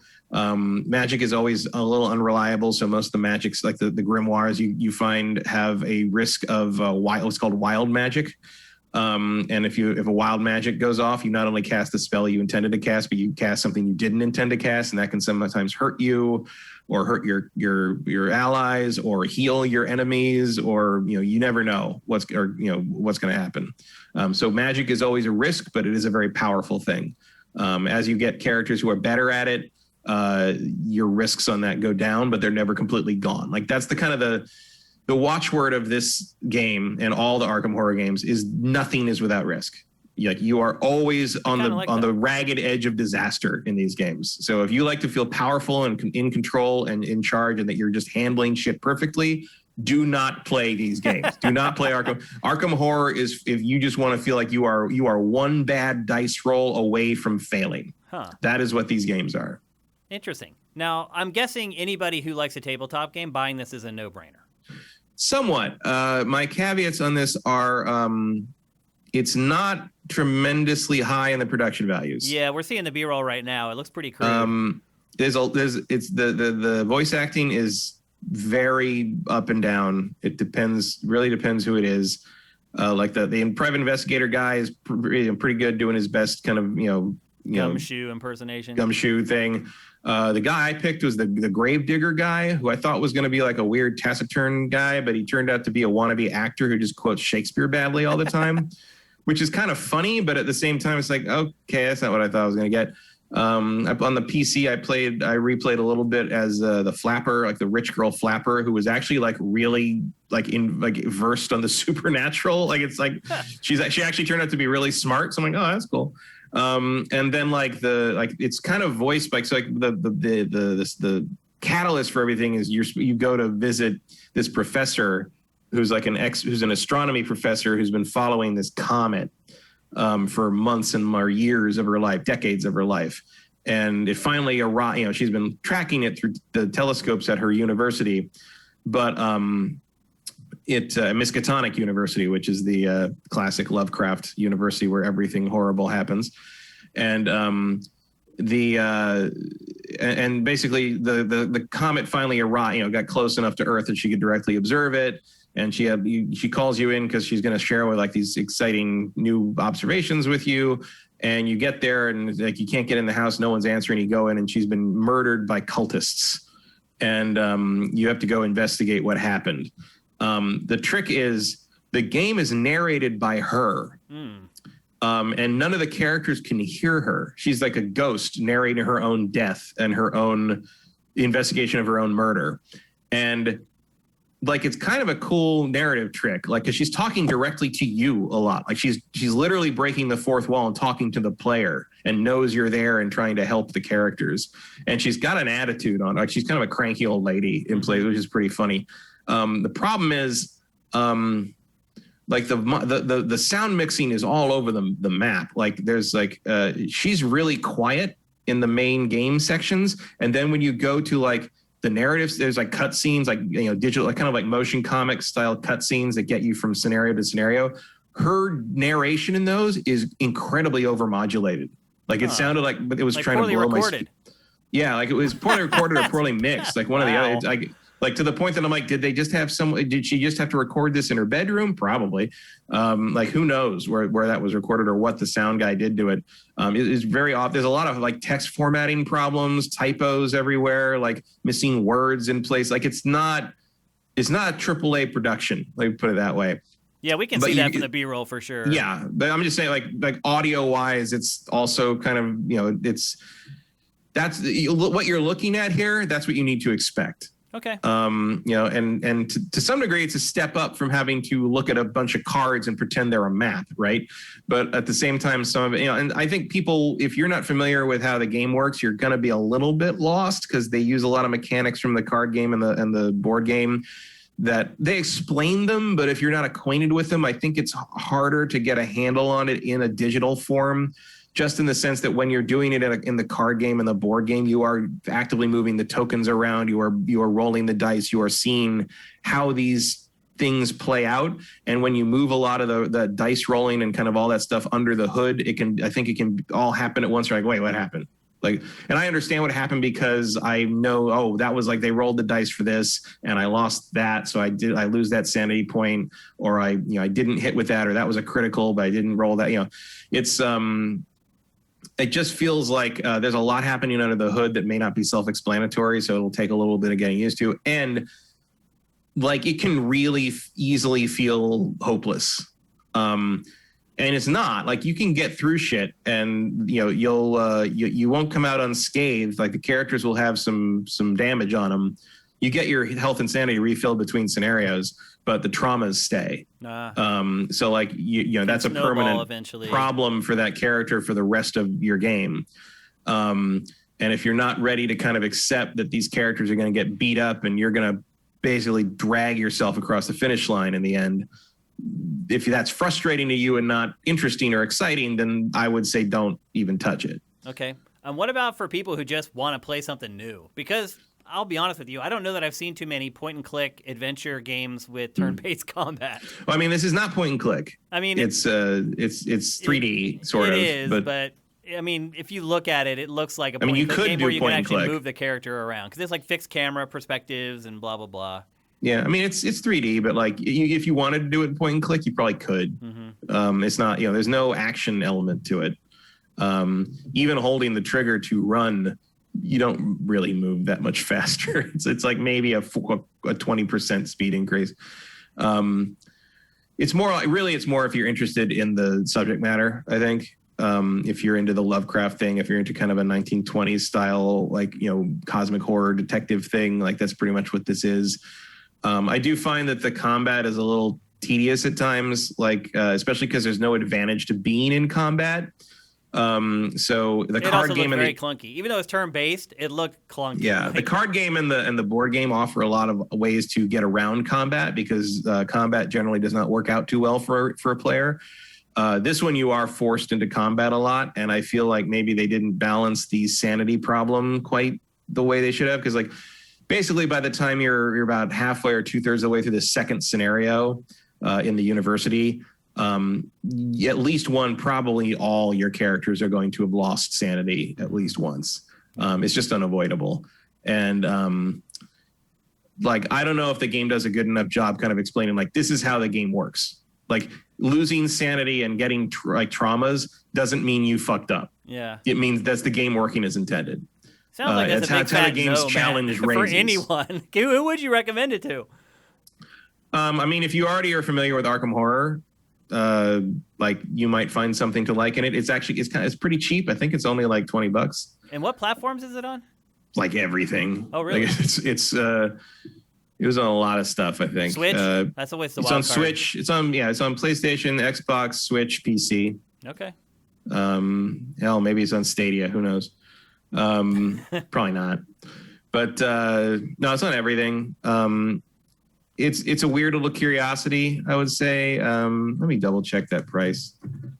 What would you be willing to pay for it? I mean, that's really the question, I guess. I mean, I did pay, I think, $15 for it. Okay. So yeah, it's $20 is the MSRP. If anything about it makes you curious, or like you think, oh, that's interesting, like I would say, wait, I guarantee you this thing's going to hit sale prices in 4 to 6 months. Well, it's already discounted at launch, so. Yeah. So if you want a weird, like stat-driven, dice-driven, narrative-heavy kind of RPG thing, go buy Disco Elysium Final Cut. Yep. But this was a fun little diversion, and because I love the board games and the card games, like it was fun to see how they turned this into an adventure game. I'm not totally going to call it good. Also, it's not particularly scary. I mean, I don't think anything's scary. We've been over that. Yeah. But I fell asleep playing this a couple of times, which is partly my fault for playing it late at night. But I don't think the presentation helps. I mean, the graphics are pretty basic, and the animations are really basic. Like, I can see where it might have some trouble stirring up some tension. So it's not. The tension comes from getting your characters through this stuff more or less not dead or crazy. And it does that. It does a decent job of taking the board game concepts and bringing them into a video game. Is it going to be a massive hit? Probably not. But I think it serves its audience well enough. I'm going to say, if you have interest if there's like, oh, that sounds like an interesting idea, you're probably better served picking up the Arkham Horror card game core set and trying that. Not that you can play that now with the pandemic and everything, but no, you have a family, I guess you could. No, you can play it solo. No, you can't. It is. Yeah, the card game is soloable. You can play as one character, or you can play two characters at once if you want. Ideally, it's two. It's 1 to 4 players basically, okay. And it's cooperative, so you are not playing against each other. Same with the board game, but so that's an option. And if you like it, there's thousands of expansions to try, and this. But I don't know. I can't recommend it really. It's a little too janky and a little too inside baseball for people who like these board games already. But if you do like the board games, I at least think you will be mildly entertained by how they turned it into a video game. Okay. So there you go. That's Arkham Horror Mother's Embrace, available for everything for $20. But for most of you, it's going to be a pass. All right. Up or next. Get it in a humble bundle or this thing has PlayStation Plus written all over it in a while. I don't know if you saw like the free games for Xbox. Well, it's not Xbox Live anymore. Now it's called Xbox Network or whatever. But I guess you saw the free games for April are not looking so good on Xbox. So I didn't see them. What were they? I can't even tell you. They're all games. Like, that's my point. Like, they're that bad. Like, they're like hardly any recognizable games. So not exactly Final Fantasy VII Remake. Huh? No. So yeah, it might be appeared on Xbox before PlayStation. I mean, we all know I hate that game, but that's a legit PlayStation Plus perk. Heck yeah, getting that for free. For a lot of people, that's a huge perk. Yep. All right, let's move on. For a lot of people, it's something they already own, but it's like you remember when people, not just we, but people in general would complain that PlayStation Plus doesn't give you games worth the subscription cost. Like, they turned that around. That is flipped. Absolutely. Give them credit for that. Yep, for sure. All right, we're going to talk next about something that also broke last week and probably would have been last week's show, but it's such a big story. And Matt is so tied into the fighting game community that I felt like we needed to talk about it on GameFace. And the big news in esports and the fighting game community is that Sony has purchased EVO, the world's biggest fighting game tournament. There's really no disputing that. EVO is the leader, hands down. Mm-hmm. It is one of the only esports tournaments that I watch every year when it happens. If you guys remember, last year it was actually canceled for the pandemic, and then because there was all these sexual assault things going on around the tournament. It's been on a bit of a rough patch, to be perfectly honest, for the last couple years. But Sony swooped in and bought it in connection with a company called RTS. Do you know what that company is, Matt? No. I don't either. That was a new one on me. Yeah, so they bought it in conjunction with a company called RTS. I'm not sure who owns more of it, or if Sony's the minority owner, that might kind of change the discussion a little bit. But I'm not sure. None of that stuff's has been really released to the public so far. But anyway, Sony now owns EVO. It's a little bit like the Dallas Cowboys buying the Super Bowl, which gives me a little bit of a pause, Matt. Just right off the top, how do you feel about this? Great. Okay. EVO was going to die if they didn't do that. It was. Yes. Because I'll just put it to you this way, Matt. If I had a lot of disposable income, and I do not, but if I did, and if I were a rich man, I would have bought EVO in a heartbeat for so many reasons. One, I think that anyone with half a brain can turn it into something hugely successful and hugely profitable. And number two, it needs to go on just for the culture and the community around fighting games. So I don't know. To me, I'm surprised to hear you say that you thought EVO was going to die. Like, I can't imagine that one of these huge gaming leagues wouldn't have bought it. Why would you say it was going to go away? Because it was poisoned because one of their co-founders was a pedophile. I know. I mean, no one wanted to touch it. But Sony touched it. No pun intended. Sony is obviously diving in on it because Sony is a large corporation with a huge legal team that can kind of rehabilitate this thing's image. Also, Sony has sponsored EVO and tons of gaming tournament stuff forever. It doesn't surprise me that they would be interested, and I don't see it really changing that much. I mean, it wouldn't turn me away from buying it. I would have hired a PR firm to rehab its image, and you put out a good press release when you buy something, you can change a lot of minds real quick. And if the guy's out, why would people just assume it was still kind of this murky thing? I don't know. Because then you're asking, well, who is this person who bought it? What are they going to do now? What's going to happen? The PR nightmare is not just that. The PR nightmare is someone swooping in and taking over this thing that's been community run for 20 some years. PlayStation already has ties to it. It's not I don't think it's going to be a very noticeable change, really. I think it's just going to have corporate backing that ensures it's not going to disappear or be run by weirdos anymore. I like a lot of the guys who I know. I didn't know the guy who was the problem that turned out to be the problem that I recall. I don't think I did. I know the other guy, the Cannon brothers and those guys. Those are all great dudes. So I don't think they're involved as much because they formed their own company to do, they're with Riot now, or one of them is still. But I think this was kind of inevitable eventually, and that Sony at least would buy it. Not that Sony, but somebody would buy it, and Sony buying it is fine by me. They know what it is. They've been involved in it forever. PlayStations have been sort of the official console of the high-level fighting game tournaments forever. They're certainly not going to like edge out Capcom or Blaze Blue or any of these other games. I don't think Sony doesn't really have a dog in the fighting game fight. You know what I mean? But like they don't make any fighting games. So it's not like there's really going to be much of a bias at play here. But it could release a fighting game, and suddenly they're trying to make it like the highlight of Championship Sunday or whatever.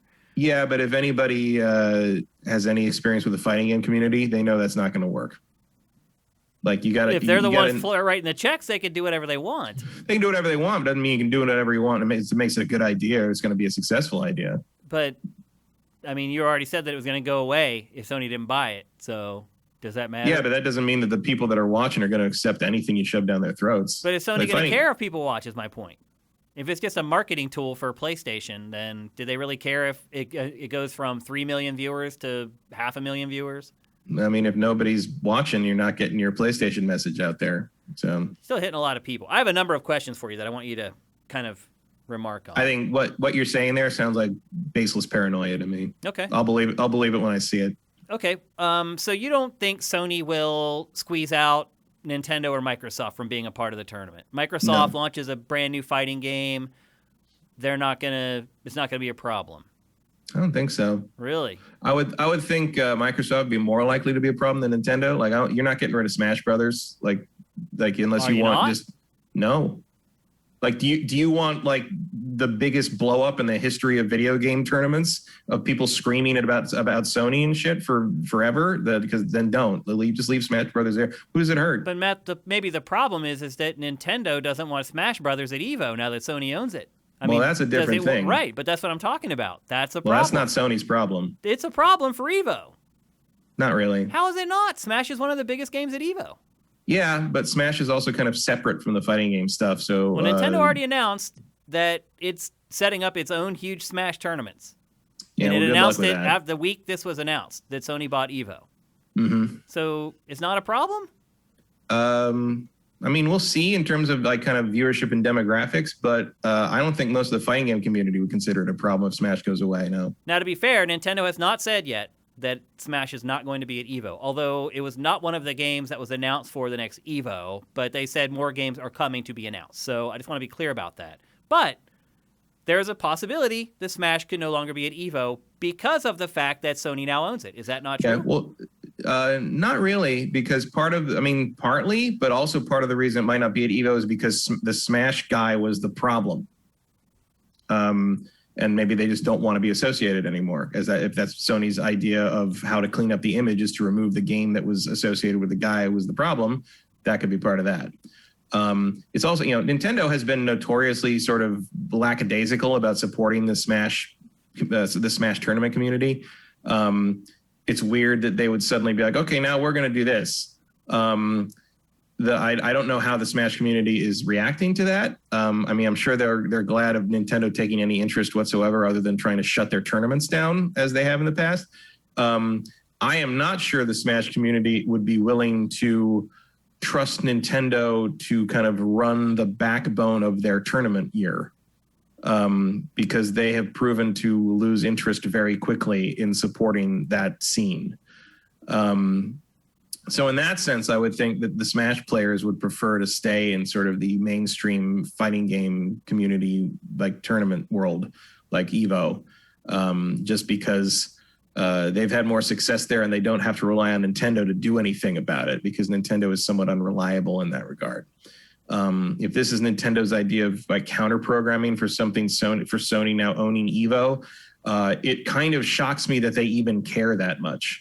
That they wouldn't just say if Nintendo was going to react to that negatively, my prediction would be Nintendo would just say no Smash Brothers at EVO. We don't want it there. Goodbye. You gotta remember, everything is going to be slathered in a PlayStation 5 logo. So you're watching people play Smash Brothers while everything framing the screen says PlayStation. Yeah, but if I were Nintendo, I don't think I'd care, really. What does it matter? You're not really in competition. You're not really in competition with the PlayStation. You sell like crazy anyway. Smash Brothers is certainly there's nothing on PlayStation can touch it in terms let's of be honest. what Sony it has is. been the one who hasn't wanted to play nice with the other guys. They were the last ones to agree to cross-platform play. I don't know, Matt. I think there's some legitimate concerns here. I don't think there are until they happen, really. Okay. So everything else is just hand-wringing, expecting the worst. So do you not think that Sony's going to demand that every game at EVO is played on a PlayStation? I mean, it pretty much already is. But so what if Microsoft launches a new Killer Instinct? I'll be very surprised, for one. And I don't know. Like I said, I think what they're going to do is it's going to be like it used to be. It's like, do you want to pay to sponsor? Come on in. And again, it depends whether Sony is calling those shots or this RTS company is.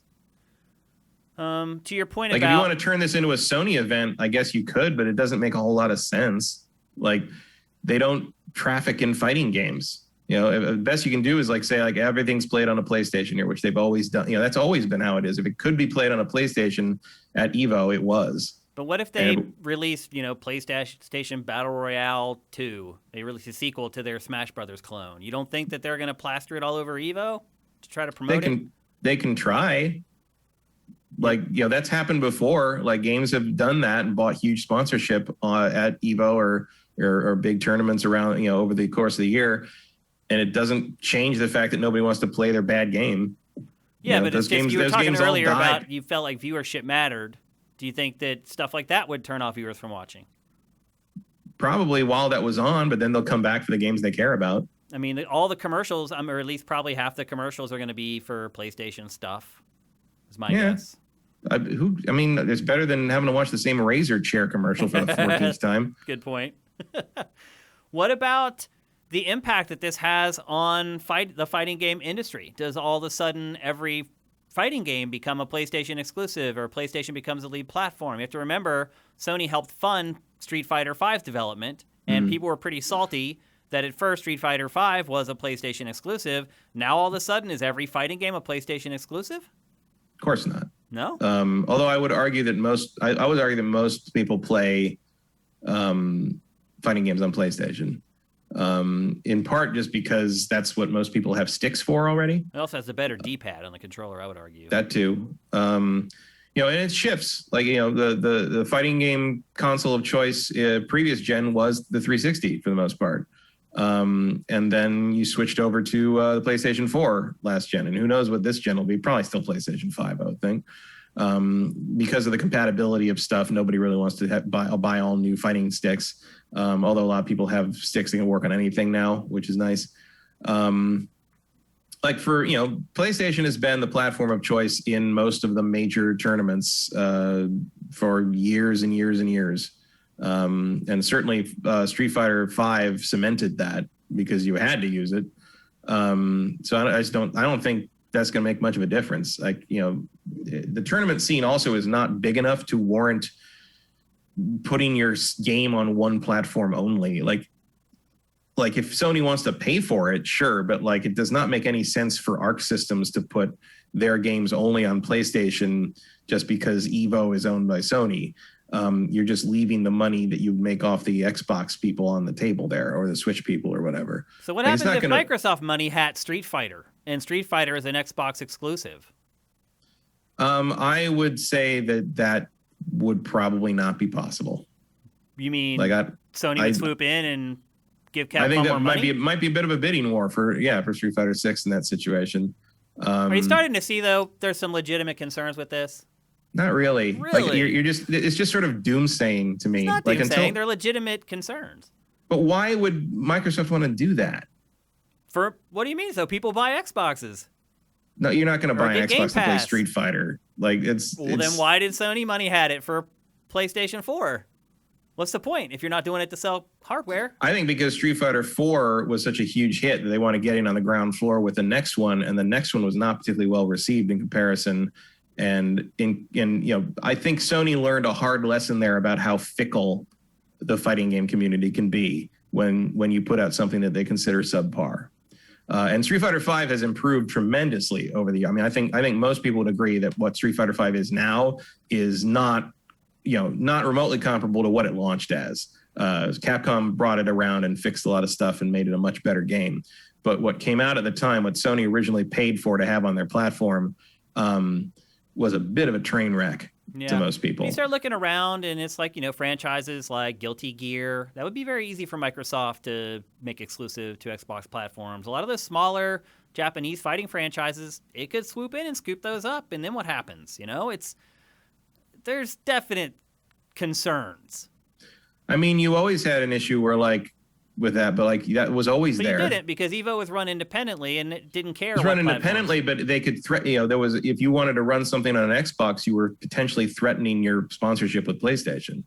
That was an ongoing problem at times. Even there was even a question about that with when they did Killer Instinct stuff there one year, I think, little exhibition stuff with Killer Instinct. Mm-hmm. And there were questions at the times well, can they even do that? And will Sony react to it? Because Sony is a sponsor and that's why everything's on PlayStation. And they didn't care. It didn't happen. I mean, obviously, if there's ownership there, it could change. But the two things there, I believe that when it happens, because that just looks shitty. In terms of optics, that's a petty way to go about things, especially when you've bought into what was a community-run thing for 2 decades. And second, Microsoft's going to have to do that first. And I feel like Microsoft has bigger fish to fry than to play chicken with Sony over a 2 million selling fighting game. But, Xbox has a relationship with Team Ninja. Maybe the next DOA, they have some kind of a special deal with it. And I don't know. I think lots of gray areas. I'll tell you this much. No one in the world is going to care if DOA is not at EVO. Would you agree that it would have been more ideal or better if a third party had bought EVO instead of one of the platform holders? It depends on the third party. My confidence in Sony doing it is because Sony has been involved with the fighting game community for years and years and years, and those guys know what this is. The presentation's going to improve. I can guarantee that. It's going to look better. It's going to sound better. The stage is probably going to be nicer. The arena that they hold it in is probably going to be a better arena. I think in a lot of ways, I don't think it'll be I don't think you get better than Mandalay Bay. It's just probably just going to stay the same in that regard. Oh, I think the production value will definitely improve. Definitely. I don't know if production value really has anywhere else to go. They already aired on ESPN. It's up there. I just think there'll be more PlayStation logos. Yeah, that's a given for sure. And I don't blame them. If they're putting up the money for it, then that's why they're putting the money up for it. Oh yeah. I mean, that's the whole reason behind it. I mean, you could talk about Sony caring about the fighting game community or whatever. PlayStation 5s flanking it. It's just the stage is probably going to have 2 PS5s that are 20 feet tall. Actually, the stage should just be a PlayStation 5 on its side. Well, I already talked about how if you lay it sideways, it looks shot. like a street corner. So they could just have them basically the 2 fighting kiosks on the street corner of the PS5. It'll be interesting to see what happens. I do have some concerns. I agree with you for the most part that a lot of this stuff is just conjecture. But I think there are legitimate concerns that could arise. So I think it's an interesting discussion, particularly speaking the with biggest you about X factor is Smash Brothers.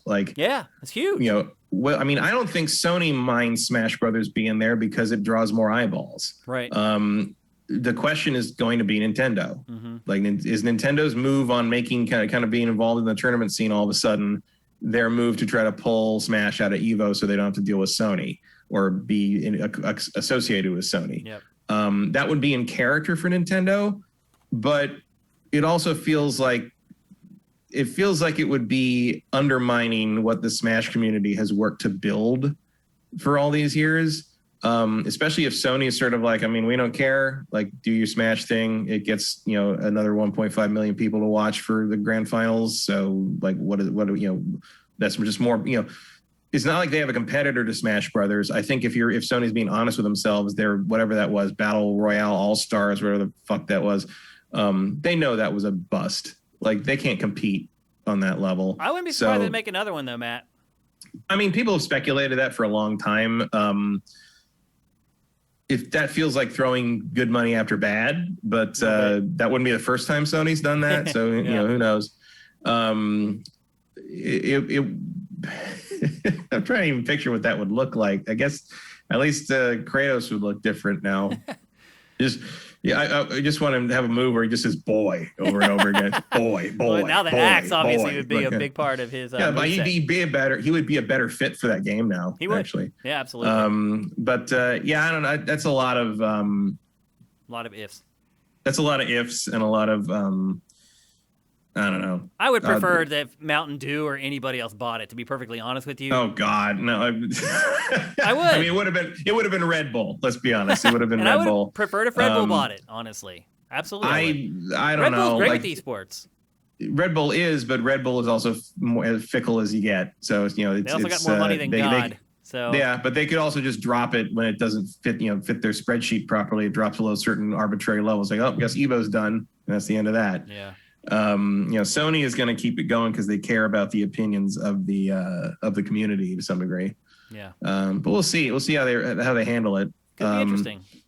Yeah, like it. If I had to bet, I would say no Smash at EVO. To be honest with you, and I don't. That's not Sony, because Sony, of course, it wants Nintendo fans to come and see its huge console on stage and all this stuff running on PS5. Nintendo's the one that's going to be like, I don't know. These fighting games on PS5 look pretty damn good. Look, I have no problem if Smash goes away from EVO. Really? You're not a big Smash fan. I hate watching Smash Brothers. I think high-level Smash Brothers play is obscenely boring. It gets a little absurd. I'll agree with that. It's not, I have long been in the trenches of arguing that yes, Smash Brothers is a fighting game. It is not a party game. It is not a fun game. It's not whatever weird dismissive term people want to use to keep it, to gatekeep it out of the fighting game world. Smash Brothers is a fighting game, but I don't want to watch anyone else play it. Yeah. I just want to play it myself. It is fun to play, not so fun to watch. I'd agree. Yeah. And if you're not really hardcore into it, I think it's way harder to follow than a lot of the other fighting games as well. Yeah. So for me, from a completely selfish, non-marketing point of view, I prefer the days when EVO's Sunday finals were all something I would want to watch. Yeah. And it didn't have a 2.5 hour block where I just had to go do something else because I couldn't stand to watch Smash Brothers any longer. But losing Smash Brothers would be, would lose a lot of eyeballs. But I do think that the Smash people and the fighting game people do tend to be somewhat separate groups. So I'm not sure exactly how much you lose in terms of one thing or the other, because you'd see a big shift in viewership when Smash Brothers would start, in terms of you'd be a rotation of who was watching, and then when Smash Brothers ends, everything drops, and then it comes back up again as the people who left to not watch Smash come back to watch Street Fighter or whatever. Yeah. So I don't know if in the end it doesn't just turn out to be something of a zero-sum game. My concern would be for the Smash people who would have to go over to whatever Nintendo's doing, and whether Nintendo would have the interest or the stamina to continue it for any real length of time. And if they just decided after one season to sort of shut it down or something, and then the Smash community is sort of left high and dry. Yep. That would be they can always community organize and figure it out that way, but it just seems like it's a prime opportunity for Nintendo to jerk the Smash community around yet again.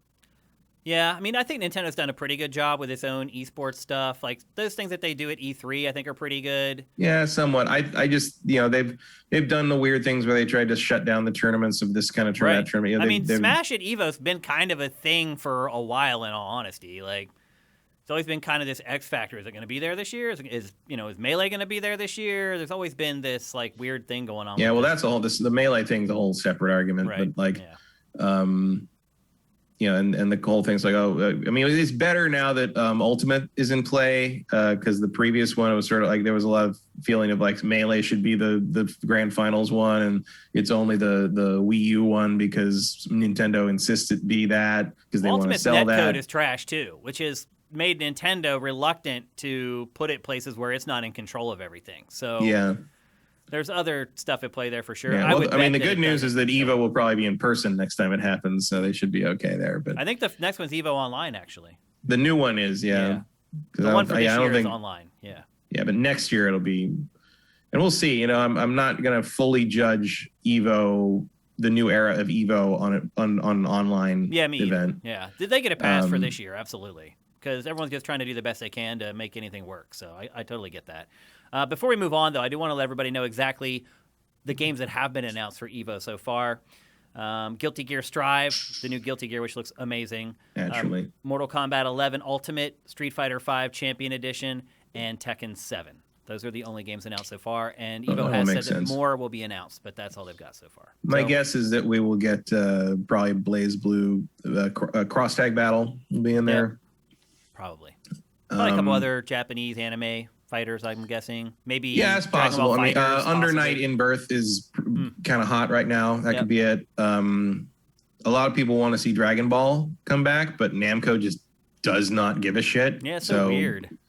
It might be some license thing with the Dragon Ball license there. I don't know. It's weird. There was a problem with that where the Dragon Ball license holders were demanding that any tournaments pay them license fees for showing the game, basically, which is And then there was some really speculation that the license that Namco had with them didn't cover that, which is crazy.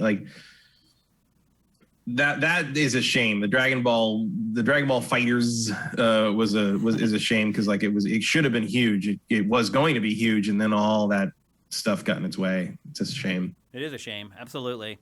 But it's time to move on. We're going to talk next about at least what I think maybe is the worst game I've played in a really long time. Just as anecdotal, we're going to talk about Balan Wonderworld. It's Yuji Naka's new game. It might be his last game, to be perfectly honest with you. Just to put this in reference, I was reaching out last week for review code for this game, and I was kind of shuffled between Square Enix's internal PR and their PR agency. I contacted Square Enix PR because my contact works at Square Enix, and I was pushed to the agency, and the agency pushed me back to Square Enix, and then I reached out to my bro at Square Enix and was like, "What's going on?" He's like, "Okay, I'll get you review code before end of day today." That was on Friday. Didn't hear anything. Emailed him on Saturday. No reply. Emailed yesterday. "What's up with Balan Wonderworld?" "Oh, agency says they're sending it to you today." Didn't get it yesterday. Woke up today. Email from Square Enix. "They're going to send it to you today, I promise." There have been no early reviews for Balan Wonderworld. None. It came out on Friday. There is not a single review. I saw a couple. Oh, really? I saw a few. They sent no code. Nobody got early minor code. I was reaching out then to my colleagues who are also journalists. I saw 2 or 3, but they were probably just people who bought it early somehow. Or got it early somehow. But got it early. Retail copies leak. They do. But journalists did not get it early. That's how they ran into the epileptic problem. Right. But journalists did not get this game early. Best case scenario, they got it on Friday, which we were supposed to get it, didn't get it. Matt, you bit the bullet and you bought it. I did, as a Yuji Naka nut job. And I figured I already own Billy Hatcher and the Giant Egg. What else am I waiting for? God awful. To me, what I played of this game is god awful, Matt. It's not. I mean, Billy Hatcher is a competent, mechanically complete game. I just hate everything about it. For my own reasons. It is not, I just think everything about that game repulses me. But it's a competently made product. Balan Wonderworld is not. It is. It is, and the thing is, the sad thing about it is I see, look, everything we said about the demo still holds. Nothing's different. Okay. Nothing changed. Yeah, if you missed that episode, that was a real rip-roaring topic. It's, obviously you play through the first world, it's all the same shit. So wait, the demo was the first. The demo is the first world. Okay. Yeah. And a couple others after that, but I didn't play much beyond that in the demo. There's an added thing in the where the little island you go back to with the little fluffy bird puff things. So now when you feed, when you could feed them the crystals you got when you came back, you come back and they get bigger or whatever. And we're like, okay. So in the final version, there's also this wheel in the middle of the area. And once they eat, they get on the wheel and roll it, and it counts all the revolutions of the wheel. And as you get a certain number of revolutions of the wheel, this tower in the middle of the island builds up and raises up and adds pieces, and it becomes this big sort of thrill ride, sort of mousetrap looking thing that the little puffballs ride on and bounce around in. If there's a point to it beyond that, I have not found what it is. and then you go in and like, you know, it's just the same thing. You collect the little statues of Balan, and as you fill the bar with those, you can take the train to New Worlds, and New Worlds open. And each, you know, if you remember, the first one is all farm themed, and you had to like beat the farmer who's the whirlwind destroyed his crops and he turned into a werewolf, and then you kill the werewolf in 5 seconds. And then you do a musical number with him, right? Which is okay, like, you know. Then there's the 5-second boss fight. Yeah. So then, like, you know, go to the second one. The second one is like this girl's scuba diving and meets this dolphin, and they like play for like a half second, and then the dolphin, I guess, gets possessed by the evil thing, even though you never see it happen, and it just whacks into her and like sends her like to the bottom of the ocean, like whether like her tank falls off, and like you see the dolphin looking down at her with these red eyes, and then it cuts to her like crying in a hospital bed because the dolphin hurt her, and like there's a torn picture of the dolphin, and so you have to go into the water world and find the dolphin and have like this fight against an evil dolphin who's actually, when you find the dolphin, it turns into like, it's not just the dolphin with red eyes, it turns into like this giant like fat Elvis looking dolphin. Dude, the art in this game is maybe the worst I have ever seen. Bonkers. Like it's like this weird mesh of like bad Sonic and like someone who like played Knights once, which is weird because it's the guy who designed Knights, you know. And it's like the artist is from that too. And like I can't remember his name, but like and like the fight with the dolphin, you know, I think I've been through 3 bosses: the evil farmer, the evil dolphin, and the evil butterfly. And they're all over in like 5. Like the dolphin is the same thing. You know, the dolphin is like it's one of those boss battles where you're kind of on an ongoing platform bridge thing, and it's like throwing stuff at you, and it throws like electric jellyfish at you. And so you switch to your electric jellyfish mode, and it still takes too long to change, just like the demo. And then you hit the one button you can use to like do your little electric attack, and if you get anywhere near the electric jellyfish, you hit the jellyfish and it flies back and hits the boss, and that's it. Like that, you get a hit on him, and then it throws like things you have to avoid, and then it does another slam thing with like water, this stuff, and then you do a jellyfish, hit him, hit the ball. Like the only reason the dolphin doesn't take the same 5 seconds as the werewolf is because you got to sit through the pattern 4 times. And like the thing is like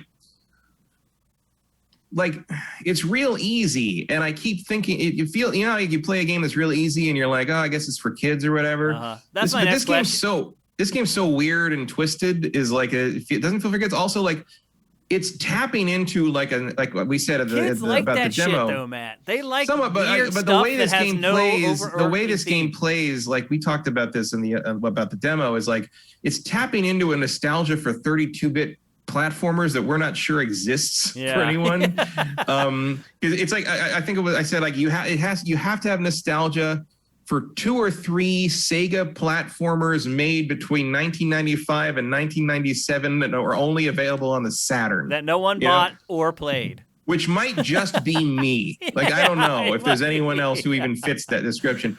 But like I saw one of our colleagues on Twitter. He was reviewing this game over the weekend, and his first tweet was, "Oh my God, this game is like an abortion of all reason and style." Yeah, and then his next tweet was, "And my daughter will not stop playing it. I feel like I have failed as a human being." I can see this as being something that kid would just play over and over and not know any better. Just you know, sort of like I used to watch like those weird drug laced like 70s animated movies like The Mouse and His Child and Hugo the Hippo, and not know that they were like as dark and weird as they were supposed to be. But I just thought they were those visually Marty interesting. Krofft shows with like the furries. Yeah, exactly. Gumby, like stuff like that. You know, like that's a thing. Like it works. But like this is like, and there's moments where I'm just like, you're pandering to me as someone who has nostalgia for that weird sliver of an era. But if I'm nostalgic for that, I'm clearly pretty hardcore about the whole video game thing. So why is this so easy? Like there's a certain point at which it stops feeling like you're trying to make it for kids, and it feels like you're insulting me. Okay. Like, because I don't know who this is for. I just constantly feel like I don't know who this is for. Now, do any of the transformations and kind of the creature suits, do any of those get better or make more sense? the game goes on? thematically. I mean, they kind of make thematic. Like the second level, you get a dolphin suit and a jellyfish suit, which I thought was an electric mushroom at first, and then I was like, oh no, I guess it's supposed to be an electric jellyfish. I get it. Okay. So like they're thematically appropriate to the thing, to the world you're in for the most part, which wasn't totally true of the farm. I mean, I guess the farmer one, you got to be a rabbit and a pig. And a rabbit and a pig and a flower and a dragon, a dragon one and a wolf. A wolf that was clearly just the Tasmanian devil with a new coat of paint. Now wolves do kill sheep. So. Well, yeah, wolves show up.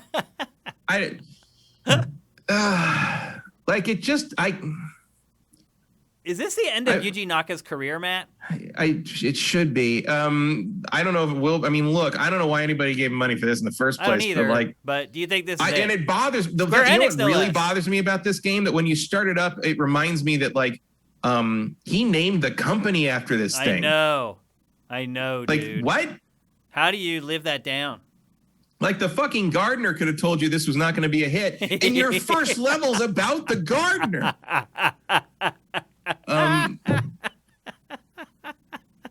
I will say I like hate the to music. laugh because it really might be the end of his game development career. It's sad. I do like the music a lot. Okay. I think the music feels like akin. The music actually does jab the Knights nostalgia button for me. Like it has that same quality when they're not doing a weird musical number. Yeah. In what I believe is just a made up gibberish language. I like the music that plays during the levels and stuff. Like I think that all works pretty well. How about those QuickTime vignettes? Do they maintain throughout the whole game? What? Those weird like QuickTime battle things that are in this like void. Oh, yeah. I have trouble telling the difference between them. Okay.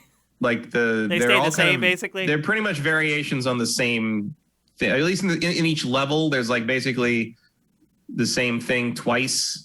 But then like the timing's a little different or the angle's a little different on it. Like that's all I could tell. I mean, apparently the game's pretty long. Like I saw a thing of like a list of the bosses and it's like got like 20 of them or something. Oh my gosh.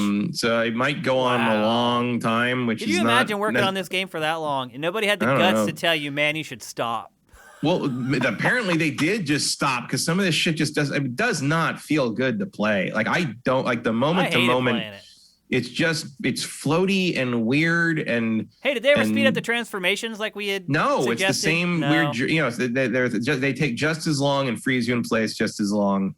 It's the demo is a completely accurate reflection of the game. Wow, I'm sad to say. That is sad. I really think his career might be over. I don't know who would give him money after this. I mean, I'll be honest with you. I would argue that he was pretty overrated to begin with. I've never been like Yuji Naka is a god guy. I was never a huge Sega guy, never a huge Sonic guy. I mean, I liked the first couple Sonics. The 2D games. His 2D stuff was fine. First two Sonics are great. I love Knights. I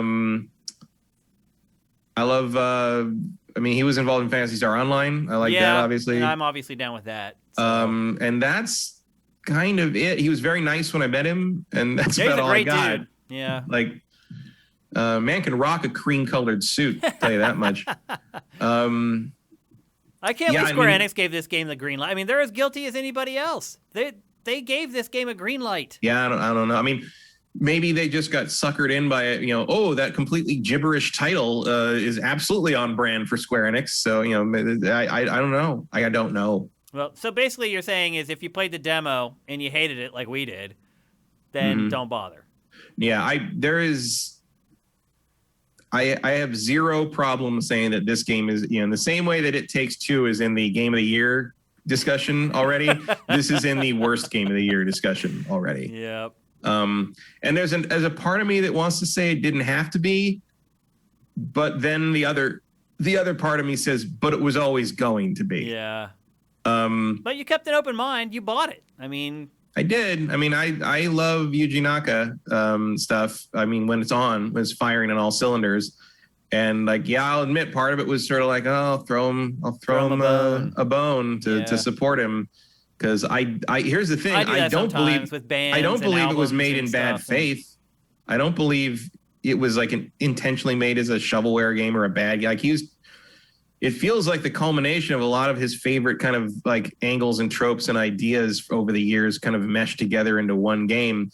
But none of it meshes. None of it was polished properly. And it feels like, outside of the visuals and kind of the fidelity of the music, which may have been recorded with real instruments, I'm not sure.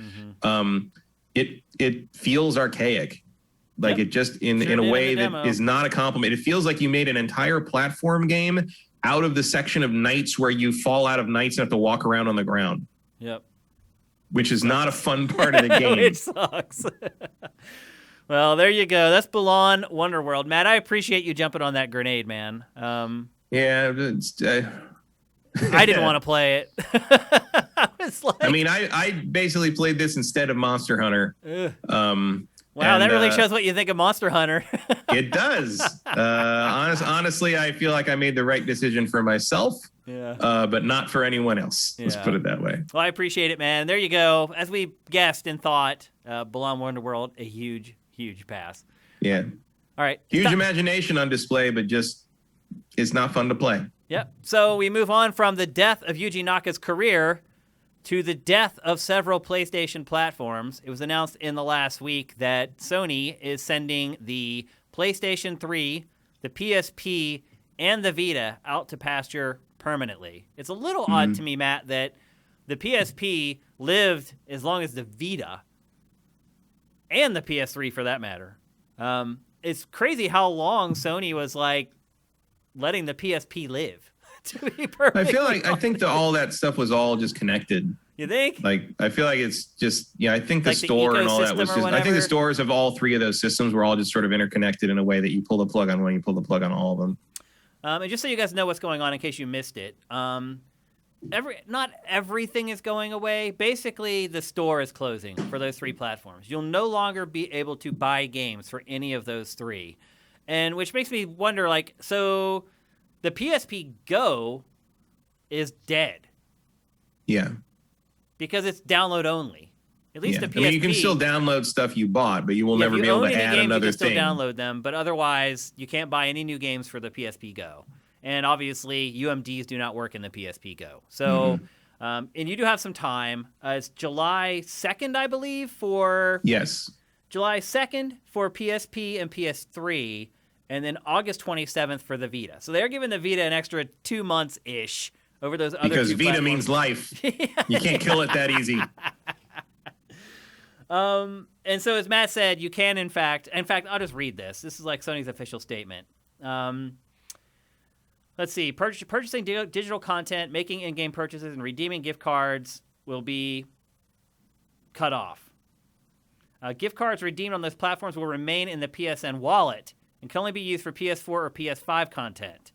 You'll still be able to re-download previously purchased games, access previously purchased digital content, redeem games and PS Plus vouchers, and re-download free titles from PS Plus as long as your subscription is active. But otherwise, they're being sent out to pasture. Matt, what's your final eulogy for PlayStation Vita? Nice try. I wish I knew where mine was. I'll just tell you, I finally boxed mine up. I cleaned it all up, found the box and all the packaging for it in my closet, and I put it all back together. Thing looks brand new. My packaging still looks brand new. Everything I have it complete, like every piece of everything that came with it. All the weird like AR stuff that launched. Like I had totally forgotten even about like how they marketed the Vita when it was first announced and everything. Like I feel like none of that stuff was really realized. No.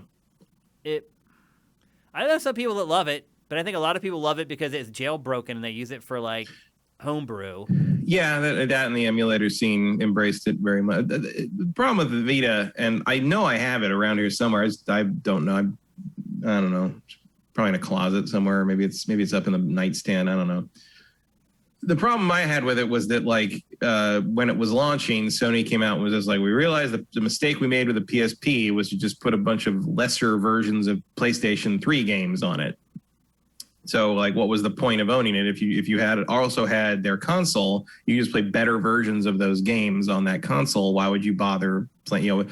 Nintendo's strength with the DS was that it had tons of stuff you could only play on the DS. Yeah, the exclusives really dried up for Vita real fast. Well, not just exclusives, but it had its own exclusive IPs. Right. Like if you wanted to play Fire Emblem, 9 times out of 10, you needed a Nintendo handheld, not just a Nintendo system. That's true. You needed that to play Professor Layton. You needed to play, Phoenix Wright. You needed, It was a period, not anymore, but there was a period there where, like, to play those games, you had to have that platform. With Vita, with Vita or PlayStation Portable, it felt like you were just playing sort of like gimped versions of games you already owned. And they said with Vita, they were going to make a concerted effort to not have that happen, and give it its own library, and they did not. Yeah, they could not. Is what it really came down to. They didn't have the bandwidth to be able to support it. It just ended up being like a weird receptacle for like cross-buy and like remote play. Yeah, like that was it. Like it had a really good launch. I had Persona 4 Golden, which was great. I played Shinobi-Do a lot because that was sort of like a fake ass Tenchu clone. Yeah, I think maybe by the same people that made Tenchu. So I really enjoyed that. Ninja Gaiden was great. Yeah, on it. Early on, it had some good stuff, and then it just dried up. And I guess there was a lot of stuff that was digital only, but I guess I'll go through and check that before it shuts down, see if there's anything I want to get. But like, you also the problem of like we're looking at like the launch lineup of the Vita right now, and there were a lot of games available for Vita at launch. Uncharted Golden Abyss was pretty good. Yeah. The other thing is now I forgot what I was saying. Oh. The thing is they released all these games at launch, and after that, it just felt like it was a drip of software releases from that point forward. It just lost all its momentum. It's also interesting watching all this early footage and seeing all the functionality of the Vita, like the touch screen, like when they first launched it, like games made use of all that stuff, like the back touch on it. Like they just showed a game, it was like drawing and the gyro, like it had every little doodad kit of whatever that's been a part of video games for like the last like 15 or 20 years. It was all wrapped up into a little handheld with an amazing screen. And I think ultimately they just didn't have, I don't know if they didn't have the bandwidth to support it the way they needed to, or they just didn't have the compulsion to support it the way that they needed to. Somewhat. Also, I think they didn't have the motivation because I don't think it sold out of the gate on the level they thought it was going to. And I remember what I was thinking of, which was you had to buy that other fucking memory thing. Yeah. To save it. It came with like no $70 storage for like a memory card. Yeah, you had to buy Sony's like proprietary, only sold by them, which by the way still hasn't dropped in price. Yeah. I only ever got one. I'm like, I can't afford it. Yeah. It was ridiculous. It was absolutely ridiculous. Like you're already charging however many hundreds for the system, and then like you had to shell out at least $100 for a decently sized micro SD, I think it was, or not even that. It was some kind of proprietary version of that. What a disaster that was. Why do you think they're sunsetting these platforms? Because to me, it's like, if you're gonna make this stuff available for download still, why not make it available for sale? Like, what skin off your ass is it gonna be if you leave this stuff up for sale? You could make money still. Like, I see people in chat, they're like, oh crap, like I need to go pay for a bunch of PS1 games, because that the PS1 stuff works on some of these platforms. It's like, why would you close that off? It can't cost hardly any money to keep that storefront up where you can buy stuff. It can't cost that much to store the games on a server somewhere. This stuff was all before games ballooned to like 100 gigs or whatever. Like, even at that, it doesn't cost anything. Like, I work with AWS for Sifted. Like, it costs nothing for online storage. I don't understand why they would even bother doing this. Like, why? I don't know. I mean, I will say I think they're going to sell a lot of stuff from it. Yeah, you think there'll be like a big rush of people buying stuff for it? For sure. Like it's going to be a quick boost of sales that they wouldn't have made otherwise, and then they close the thing down, save a little money, and I guess that's the end of it. Do you think that's why they did it? Is they just want this last sales rush? Because maybe it might be a point at which you're looking at the numbers on this thing. You're like, this is nothing. Like we sold one Vita game in the last 2 months on this digital platform. If we just say we're going to shut it down, enough people run in, buy a bunch of stuff, and call it a day. The other thing too is they pretty much gave away the entire Vita library on PlayStation Plus giveaways. Yeah. Because for the longest time, every month they're giving you PS3 stuff and Vita stuff. And since there aren't that many Vita games, like, by default, I ended up with most of the Vita library, just claiming the stuff every month that they were giving away for free. And so maybe that's why people weren't buying anything for Vita, is because they gave it all away and they weren't making it anymore. Yeah, I don't know. I assume it's some kind of like, higher management sort of like, oh, this thing's nothing, just get rid of it. It just seems silly to me anyway. Like, it's just, I don't understand the point of it. So why not just leave them up there? I don't get it. But I don't know. They might be adjusting their storefront thing so that it's going to leave behind whatever versions of whatever security software they're using on the old storefronts, and it's either we got to do an update to fix it on these, or we got to like shut them down. And they're like, we don't want to update this 2 generations gone thing, so just kill it. Now I understand PSP and PS3 more than the Vita, because the Vita is still relevant. On the PlayStation 5, you can still use remote play with the Vita. Like, it's still a functional piece of hardware in Sony's ecosystem. So yeah, but I have to believe that you're maybe talking about 1% of PS5 owners there. Yeah, of people who actually use remote play, you mean? Yeah. Yeah, I mean, I don't think it's a big selling feature for PS5 at all, but there are people that use it, and it is still being used for that. So, like, the other two makes a little more sense. Vita, to me, doesn't make that much sense. And you can still use it for that. You just can't buy... God, I wish I could make a joke about what you would buy on a Vita. I can't even think of it. I don't know. Because there's not, like I said, they gave it all away on PlayStation Plus, so there's very little reason. But Vita, PS3, PSP, rest in peace. What do you remember most about the PSP, Matt? I guess the main things I remember with the PSP. For me, it's UMDs. Yeah, I mean, I remember the UMDs. A proprietary medium that was never used for anything else or on any other piece of hardware. I remember them trying to sell us a movie. Like, somebody's like, yes, for years, the Best Buy here in Hollywood had like 5 99-cent UMD copies of Hellboy. I still have I have like 20 UMDs of movies or anime that Sony just sent me. I don't have any of them, but I got rid of those. But I do have. I wonder if those are worth money now, actually. I got a lot of the games right over there. I mean, I guess like one of the notable things about the PSP is the first place that we actually got the original Personas in one place. That's true. And the original Ys games. Yeah. And good remakes of the Ys games too. PSP library was huge. PSP was very successful. It also has one of the few systems that can claim this. It has an exclusive Star Wars game. What was that called? Star Wars Lethal Alliance. Oh boy.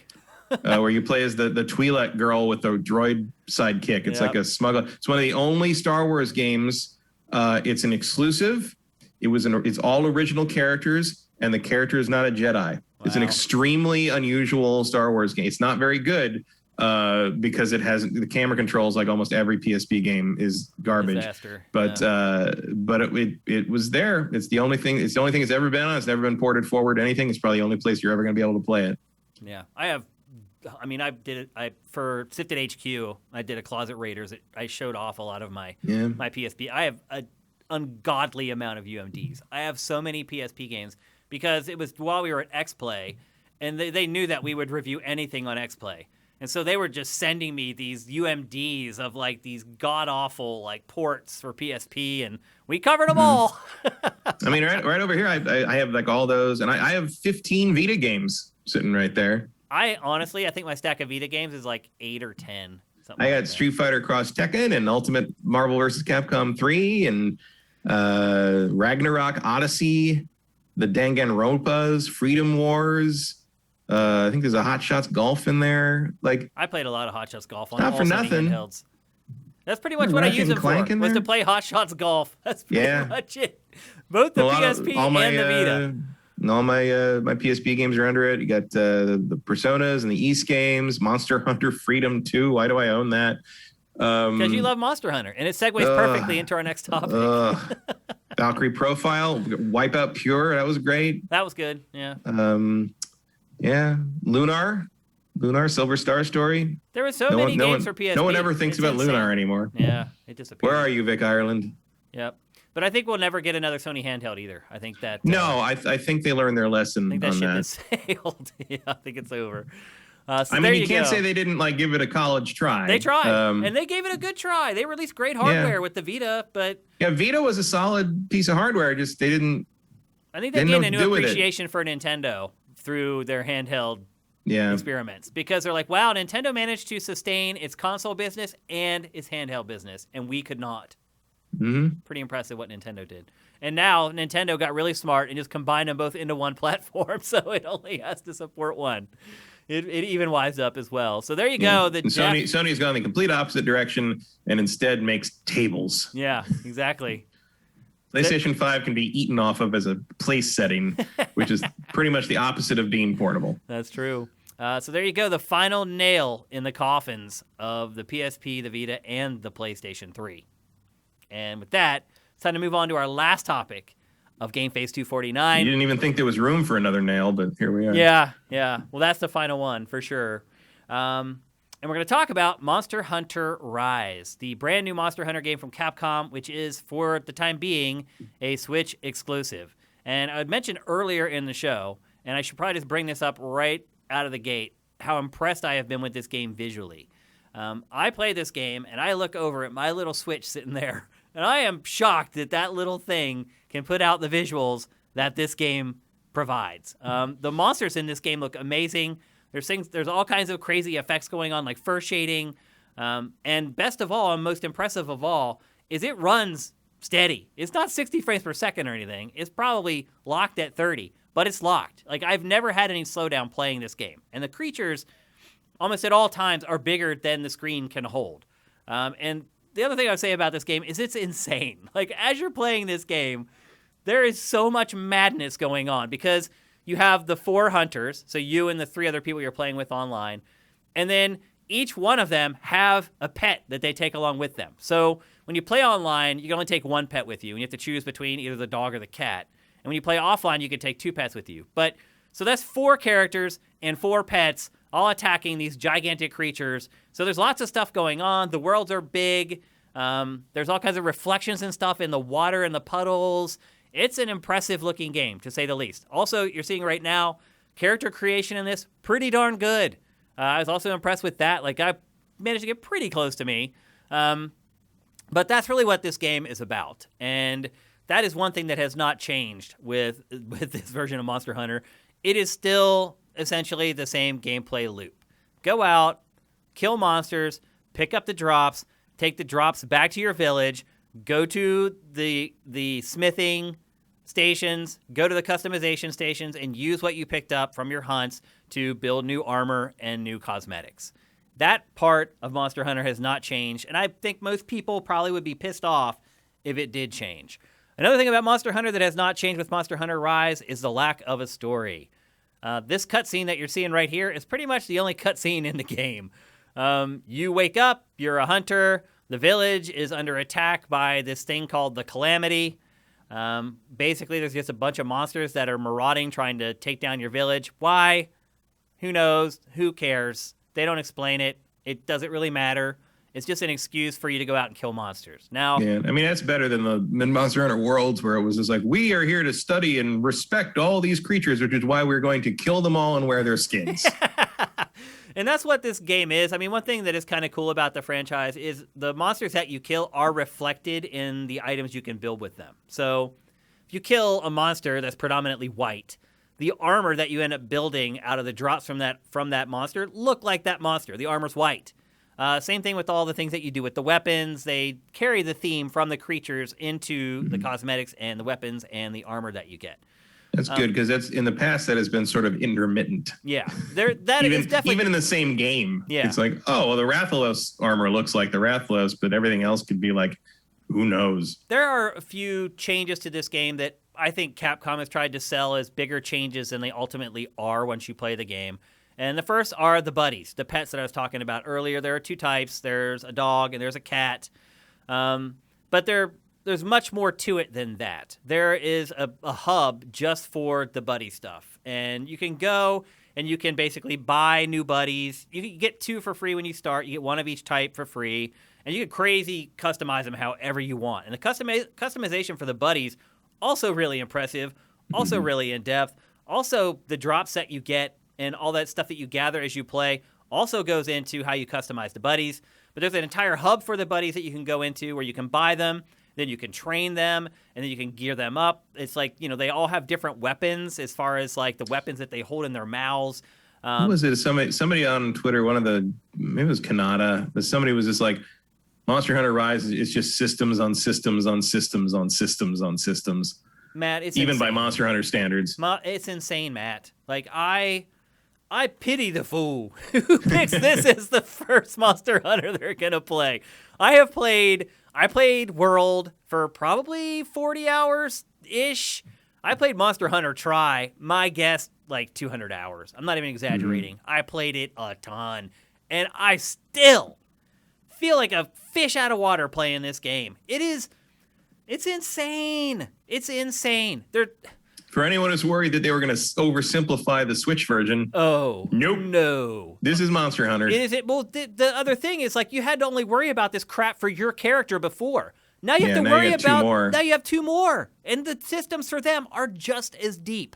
It's overwhelming. I'll be perfectly honest with you. Mm-hmm. Like when I first started playing this game, Matt, I could not even figure out how to start an online game.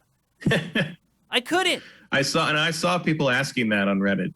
I couldn't figure out how to start an online game. I'm like, where do I go? And then I figured out, okay, because there's cats everywhere. And one cat will let you make tea with this crazy little like mini game that you play. But then there's this other cat that's standing on a box, which is like the key to launching online games. So I found him. And then I'll say this, like the server stuff and like what you can actually filter by is pretty great. Like you can filter by specific monsters. So like the missions are like, kill this great baggie. So I was like, oh, I haven't killed the great baggie yet. I went to the cat on the box. I filtered by the great baggie, and it returned results of the servers or the people who are just trying for that same hunt as me. So I figured all that stuff out. But then I was like, where do I go to actually start it? I could not figure out, like, how do I start the game? So if you join someone else's server and you're like, they're fighting the great baggie, I want to fight the great baggie, you appear in their world, you're like, where are they? Like, in the game, seriously, though, like, it took me forever to figure out there's this whole other counter inside this building that you go to, and you have to go to the wall first and accept the quest that everybody is on, and then next to it, there's a curtain that you walk up to that you have to again accept to actually go into the mission and actually be with them. Now, one drawback I'll say to the filtering, too, is it'll say, for instance, like I mentioned, they're hunting the great baggie. But there's like a lag with the servers. So it'll say they're hunting one monster. You choose that server, you load into their world, and again, you have to run from the cat on the box over to the other building with the wall in it where you have to initiate it. So you can't just be like going through a menu and be like, I want this server, launch it. No, you have to go away from the cat with the box, which is what you're seeing right now, and then run over to this other building, and then by then you're like, oh, wait a minute, they're not actually fighting the great baggie, they're fighting something else. Turn around, run back to the cat on the box, search again. There was times where I did that like 5 or 6 times where I actually got with other people who were hunting for the same creature that I was hunting for. It's archaic. Like, they don't need it. Like, literally just give me a bunch of menus and just give me the launch button. So having to go over and see if they were actually fighting what the server menu said that they were fighting, finding out they're not, running back to the box, doing it again, it started to become really annoying. And I don't understand why they designed it that way, but it is Monster Hunter, and it's very weird and very archaic. And this game is like that as well. I felt like they were headed on the right track with World. I felt like they streamlined a lot of stuff and made it more noob-friendly. This game, I feel like, just goes right back to the way it was before, where everything is just really obtuse. Once you get out into the field, there are 14 different classes. And I will just say this. If you're going to play this game, pick a class and stick with it. Like, try a few at first to figure out what you want to play. But once you get to the point where you figured out, like, what you want to play as, just stay with it, because it is a grind. It is a grind. Like, I don't want to play the single-player missions in this because they're freaking stupid. Like, go out, kill this monster, come back. They're all really, I thought were really easy, the single-player missions. I got tired of them really quickly. So I just wanted to play with other humans. That's what's fun about Monster Hunter. But, man, like, it is a grind. Like, I've played this game for I don't know how many hours at this point. I'm still, like, HR1. Like, still, I can only play, like, 1-star quests. It's crazy. Because, again, you get to the point where you have like a few quests left that you have to knock off the list. You have to fight a specific monster. And you start going through that process I was talking about with the servers. Like, oh, they're fighting that monster. Oh, no, they're not. Go back. Oh, this person's fighting that monster. Oh, no, they're not. Go back. And it becomes a pain in the ass. And then sometimes you finally do get into a mission where they're fighting the monster you want to, and you run all the way across the map to catch up to them, and right before you get to them, they kill the monster. And you don't get credit for killing the monster. And look, people who have played Monster Hunter, they're familiar with this stuff. So, new features. The pets, the buddies, as I talked about. And they're pretty cool. You can control them somewhat out in the field. You can give them basic commands, but you can really set them up how you want. You can make it so, and if you're playing by yourself and you have both of them out on missions with you, it is important that you set each one of them up separately. So maybe you set up one to help you attack, and you set up the other one to heal you. And it's important because it's you by yourself. Once you get out in the field and you just have the one, they're really just kind of eye candy. Their attacks do so little. I honestly would recommend that you set them up for buffs more than anything, because the damage that they do is so minuscule that it's more valuable for them to heal you or debuff you after an enemy has like inflicted you with poison or something like that than it is for them to help you in combat. So that is one sort of pro tip I would give you. But they are cool. Like the customization of them is awesome and really in-depth. The training stuff, again, really in-depth, more layers to add on to an already complicated game. Some people are going to love it more than others. Your mileage is going to vary with it. And then the other new additions to it are traversal and being able to ride and mount creatures and use them in combat. And both of those are attacked to this new sort of silk mechanic where you pick up these silk bugs, and then they give you the ability to kind of use a grapple hook, which now allows you to like scale up like crazy cliff faces. It helps a lot, actually. I'll be honest with you. And once you get good at it too, like when you're in combat, like if you remember in Monster Hunter in the past, like a monster would blow you back like 20 feet. You'd fly back and you'd land and you'd take like 10 seconds to stand up, and then, you know, maybe you have to use your health, and it's this whole like time-consuming thing.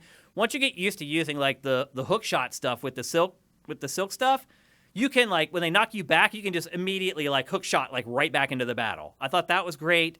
You can also use it in combat. If an enemy is charging at you, you can just literally just grapple hook right over top of them and dodge them. You don't have to keep using the roll over and over.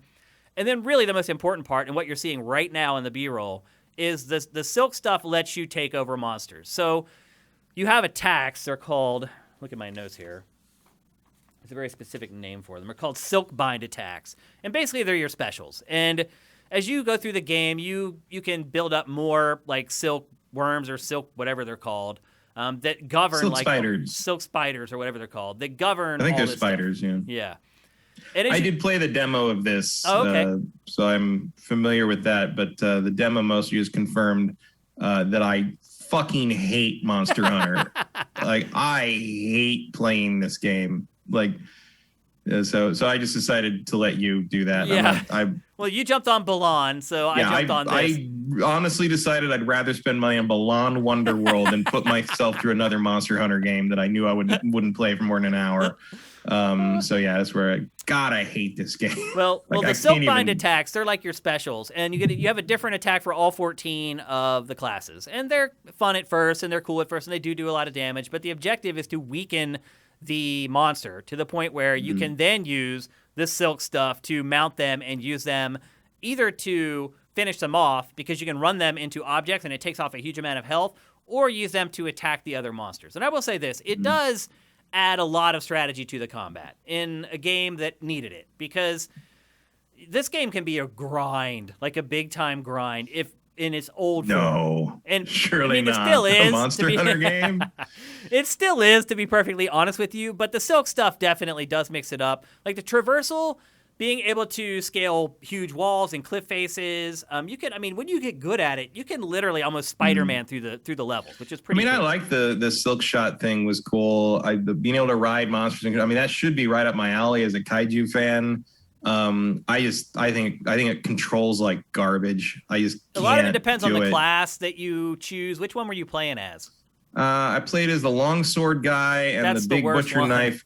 And the big butcher knife guy, and I tried the archer guy, and I tried like the fast dual wielding, the dual knife one. that's the dual blades. I think is probably one of the best classes to play as far as that was the closest combat. to enjoying it I got, but everything else was just like, oh my god, I hit the button, I'm still waiting for him to finish the fucking. And in the meantime, I've gotten hit twice by the thing. Like, and then the big sword gets stuck in the ground, and you're trying to pull it out of the ground. And I'm like riding the tutorial where I'm riding the monster they teach me to ride. And I'm like, okay, finish him off. And I can't get him to turn around. Like, he's like walking towards the camera, running into the wall. And I'm like, turn around. It's like, nope, the orientation of the controls is the other way. I'm like, well, then just make him move. Like, I thought the wyvern constantly riding feels like I'm playing underwater. I hate it. I feel like the whole game in general is very opaque and hard to learn. Like, the tutorials are like wordy and worded poorly, so it's hard to understand what they mean. Like, it took me a long time to figure out how the wyvern riding worked.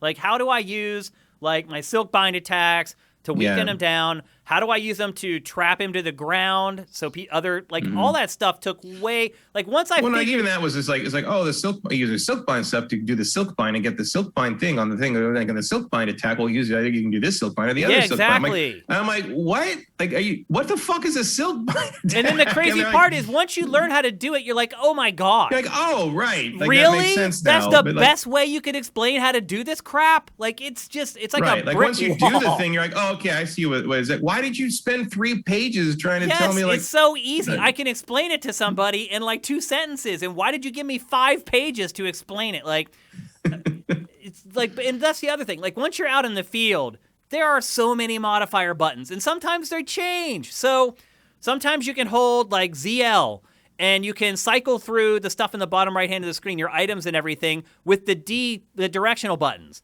But sometimes you have to like hold it and then tap with like the Y and the A buttons to cycle through it. Like, it's so obtuse and so complicated for a concept that is so simple. But I will say this, like, as you start to play it and you get past like the 20-hour mark and you start playing with players who've been playing the crap out of it, you see that there's a reason for this stuff because it's a grindy game. And if you don't have that kind of stuff in it, people will just quit playing it. Let's be honest.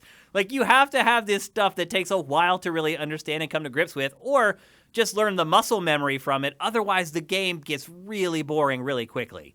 So I understand why they do it, but this game is really kind of designed for people who are going to dedicate the dozens of hours. Like, I don't know, I'm 20, 30 hours into it. I don't see any end in sight for anything. Either because the online is discrete from the single player, and you can see like the missions that you need to complete, and like you'll get urgent missions out of nowhere. There's this whole other style of mission called rampages that are like tower defense missions. I guess you didn't get to play that. It's not in the demo. But I'll be honest, it's the only part that actually mentions the plot, that the creatures are trying to attack your village. Oh, right. Like, yeah. I remember the trailer. The trailer made it seem like there was a fair amount of story going to happen. No, it's just like every other Monster Hunter. There is none. Yeah. The only part where the story is actually explored is in these rampage segments, which literally are tower defense. You have like these ballistas. I think they kind of missed I thought like you could do anything about it, but it's too bad they didn't get this out a year ago, because like this would have been a good quarantine game. Yeah, it's a huge time suck. I feel like I've done. We had Animal Crossing. It's fine. I feel like I've done nothing. I have like 2.5 armor sets at this point, and I've played it for like almost 30 hours. Like, it's such a grind. The rampage stuff was cool the first time I played it, but then you kind of figure out how to cheese it, and then it just kind of loses its allure. One thing that was cool though, like, again, it does actually address the story, which is the creatures are trying to attack the village and you're defending the village. And the other cool part about it is the people in the village, who you never see unless you're in the village, actually take part in the rampages. So you see like these people who have been sort of mentioned to be these badasses. You finally see them in action, and then they get tossed around like ragdolls or whatever. But at least they're actually involved in like the combat. Yeah, they showed up. That counts. Yeah. And I did enjoy the rampage stuff the first couple times, but again, then I kind of figured out how to jimmy it to get through the stuff. It was more fun failing at the rampages than succeeding at them, if that makes sense. Because I was actually trying different stuff. And then when I figured out there was one way to kind of complete them, I just kind of stuck with that. And then they kind of lost their charm as well. But, the battles drag on way too long. The monsters have way too many hit points. Like, it's absurd. It's like if I struck a monster that's like 8 feet tall with a sword the size of a Volkswagen like 85 times. There's going to be nothing left of that monster. They're going to be mincemeat. But some of these animals have like these crazy defense ratings or armor ratings where you just whack them for like, it seems like forever. And like so there's like, for most missions, there's like a 50-minute time limit. When you first start the game, you laugh at that. You're like, oh, okay, like 50 minutes. Like, they need to mention that. Later on in the game, you start to understand why. Because you're chipping these things down for forever. I mean, look, anyone who's played Monster Hunter, they're probably sitting there right now. Yeah, that's Monster Hunter, Shane. Yeah, that's freaking Monster Hunter, Shane. What are you talking about? It is. It is Monster Hunter. I keep hoping that with every entry, when they do add new stuff, that it will kind of transcend that and it'll become something that I enjoy more than I do. And with this game, it just has not happened. Well, that did happen for me, and it was called Dragon's Dogma. Oh. Which is I consider a refinement of the Monster Hunter idea and is something that I find playable.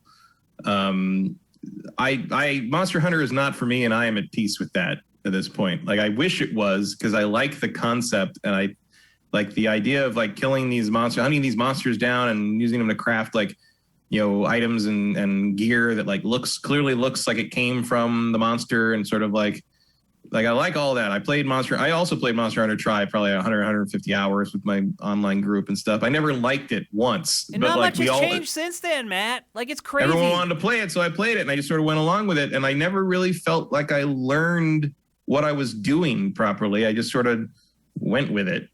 I don't know. Like, I don't know what to tell. If you came to me and said, like, well, how would you fix Monster Hunter so you'd like it? I'm like, I don't know what to tell you. Like, I think it's just not for me. Like, don't fix it for me. It's just, I need to find something else to do. And like, I don't begrudge people who like this, but I'm just telling you, it's the same. So if you liked it before, you're going to like it here, and you'll probably like it more because there are new elements that do make appreciable improvements to the formula. Yeah. So I like the idea of writing stuff. I didn't enjoy doing it when I did it in the demo, but like, that's a cool idea. Like the Spider-Man stuff is cool. Like, that worked well. I like the two pets. I like the adding of the dog. I mean, I already liked having the cat. I like having the dog and be able to ride the dog, and like that's all cool. Like, I like all the changes that I saw, all the little additions and stuff. It's just, I still find I feel like I'm trying to play the game through a wall. Like, I hate the way the controls work. I agree. I mean, look, even with the best of the 14 classes, the controls are still clunky and can feel a little unresponsive or a little wild, I think is the best way to describe it. Yeah, I never quite feel it feels too slow, and also like too independent of what I am trying to do. It feels like the monsters are way more nimble than I am. And these monsters are like gigantic. Like, how do they move like more quickly and adeptly than I do? And I'll say this, like, once you get used to the silk stuff, it improves because you start to learn how to like use it to like evade over top of them and drop down behind them and stuff like that. But it is a really steep learning curve, learning all the systems, learning how to do stuff in the field. Like, for a noob, just learning how to take a potion out in the field, holding the Z left and then using the D-pad to like cycle through the stuff along the little menu and then hitting up, like, everything about it is just this archaic and weird. Yeah. It's a very Japanese game. There's a lot of weird parts about it. Like, the presentation's weird, and like there's lots of posing, like we talk about a lot on GameFace with Japanese games. And I've watched like, some videos of like people doing like, big combos or like fighting the thing. It's like, cool, but for me, it's like watching like Tony Hawk do a 900. It's like, well, that's neat. I'll never be able to do that, but it's sure cool that you can. Like, I don't know what else to tell you, but it's like bizarre because it's like with Tony Hawk, it's a feat of athleticism that like you'd have to spend your whole life, and maybe even have a genetic advantage to do. And with this, it's just like, well, if I just played this long enough, I'd probably be able to do that, but I'm not gonna. So look, that's kind of the end of it. I mean, the other thing too is there's lots of ways that you can play the game. Like, there's some people you play with who just trap. They're like, they use like lures. You can use lures to like get the monsters to fight each other. Some people throw down a lot of traps. Actually, the other one I used was, I think it was a Lancer or something. Like, because the description said like you use it to build up the power of the weapon, and then you use it to use the weapon when it's charged to like basically do like a one big damage attack. I'm like, oh, that sounds cool. Like, that sounds like something I could handle. And I still don't understand what the fuck I'm doing. It's like that. I feel like there's no feedback. I feel like I feel like I'm not doing any damage to anything when I touch them. Like, You're not. It's just, that's why they don't show you the health bars on the monsters, Matt. It's exactly it just all feels why. so inconsequential from moment to moment, and I just don't. That's why they don't show you the health bar, because if you could see it, most people would quit playing it, I think. Yeah, I find all the Monster Hunter games I've played to be just the most dismal at giving player feedback. I don't feel, that's the thing, is like, even when I played like Monster Hunter Try as long as I did, I didn't feel like I was learning anything from it. Like I felt like the only way to learn anything was to go look shit up online for other people who just experimented with it for hours and hours. It felt like it always feels like Monster Hunter has no interest in teaching me how to play it. Yep. Even when it's trying to teach me how to play it. Yeah. I felt the first 3 or 4 hours playing this game, I was very frustrated. Between just learning how to play online and how to actually make progress. That's the big problem, is making progress. Because the other part of it too is you have to do very specific things to get good drops. So if you're not using the silk stuff and someone isn't using the wyvern riding, that's how you get the good drops. You have to use the wyvern riding and the silk binding attacks because as you attack the monsters with those attacks, they'll leave drops. It'll be like material from that creature. That's how you get the stuff that you need. It's also so random. It's like you'll go back and you'll be like, oh, I need this one thing to finish this armor set. It's like a scale or whatever. Mm-hmm. So you have to go find that monster, fight him, hope that he drops that frickin' scale when you kill him. So then you have to make sure that you're using the silk binding stuff because you'll get more drops that way. There's like a whole formula under the hood of maximizing each hunt to make sure you get as many drops as possible. None of that stuff is ever explained. And the other problem is, what would help this game a lot is if there was voice chat, so you could ask people. So like, when I was first trying to figure out how to play online, I was like, okay, I found the cat on the box, I sorted the servers, I found the server I want, I spawned in that server, I'm in the world, and there's just some dude standing there. And I'm like, I'm using like the quick chat commands, being like, let's go, I'm ready to go, let's go. And he's just like freaking ignoring me. And I just want to be able to ask him like, where do I go to join the hunt? Someone tell me. Like, and you can't. There's no chat in this game at all. So that's the other thing. A game that's this complicated and this obtuse, opaque, has to have voice chat. It just has to. That's a huge, huge problem. If there's one game that Nintendo, for a third-party game, Nintendo should have set up voice chat for, it's this one. Like, it needs it bad. And I'll say this, there are tons of, like, shortcuts. Like, you can say a lot of stuff. Like, there's, like, 2 or 3 pages of it. But there's not something for everything. There's no way to ask people questions for help. Like, how did you do that? Like, you'll be out on a hunt, you'll see somebody do something that you've never done before, you've never seen before. And one, sometimes you don't even know what it is. And two, you're like, how did you do it? You can't ask them. There's no way. Like, it takes away a lot of the community elements of it and just makes it frustrating. So I think most people at this point know what they're getting into with Monster Hunter in general, not just with this one. And I think maybe the most important thing that people need to know is that the game has not changed all that much from the prior Monster Hunter game. So if you're like me and you kind of enjoy them, but there's a certain point where you just kind of burn out on it, the same thing's going to happen with this one. And if you've never liked them and you're hoping that this is the one that puts you over the top and they made all these changes and it's going to get you to really enjoy it, it's not. If you're a Monster Hunter lover, it's the best Monster Hunter ever. That's the truth. It is. It's the best. It's better than World. It's the best Monster Hunter game ever. If chat was in there, voice chat, it would win hands down. But otherwise, I mean, legitimately, it's the best Monster Hunter ever made. So if you like the franchise, go buy it. It's a no-brainer. You're going to love it. You're going to play it for 100 and some hours. There's already a new endgame content coming in April. They're going to support the living tar out of this game, just like they did with World. So you're not going to have to worry about like buying it and then, finishing it a month later and having nothing to do. That's the other thing. You get a lot of value out of this game. It's like literally like the campaign, the single player is 50 hours. You can play the multiplayer for like ever. So if you're looking for a great value on your Switch, it's a good pick as well. It's just very grindy and very repetitive and just expect to deal with the big learning curve in nearly every facet of the game. Matt, I could not figure out how. So, like I said, you can only take one of your buddies with you, one buddy type, on the multiplayer missions. And the cat kept going with me. And my cat is like, he's a buff guy. Like, he gives me buffs and removes buffs from me. Like, when I'm fighting with other people, I need, like, an attack buddy. It took me forever to figure out how to make it so the dog went with me instead of the cat. I had to Google it 3 times. No guide would say where you went to do it or how you did it. I found one guide finally that mentioned it. I was like, thank God. And then I went to the menu and tried to do it, and I could not figure out how to do it in the menu. And I just started hitting buttons, and eventually, like, the cat disappeared, and I selected the dog, and I was like, thank God. Like, that's how this game is. It's crazy. But again, Monster Hunter fans, gonna eat it up, gonna love it, best ever. Someone who just wants a lot of value out of their $50, $60, you're probably gonna love it too, although it's grindy AF. All right, that's it for Monster Hunter Rise. It's time for some Q&A. Let's see what you guys got for us here. You guys are probably wondering when I was going to shut up and just didn't ask any questions yet. Go at Sifted Games so we can pick it out of the chat. Let's see. Vincent kicking it off. How does Balan compare to Square Enix's other poor publishing decisions, like The Quiet Man, Left Alive, or Fear Effect Sedna? Good question. I honestly can look at Quiet Man and Left Alive and kind of see what they're thinking. Fear Effect, I like the old Fear Effect games. I didn't think it made a lot of sense to try to resurrect it. I didn't think Sedna was terrible.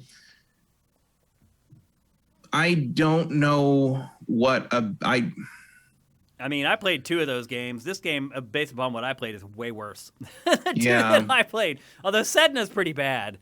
Sedna's pretty bad. Quiet Man is bad, but like you look at it and you're like I can see sitting in the pitch meeting and buying this as a concept. Like, I cannot understand. Like, I'm trying to imagine being pitched Balan Wonderland or Wonderworld or whatever it is. I do the same thing. I can't even remember the fucking name of that game. I do the same thing. It's like Disney. And like, I'm trying to picture looking at that because part of me, the fan of Knights and stuff and Sonic would look at that and be like, oh, I see the influence there. That's cool.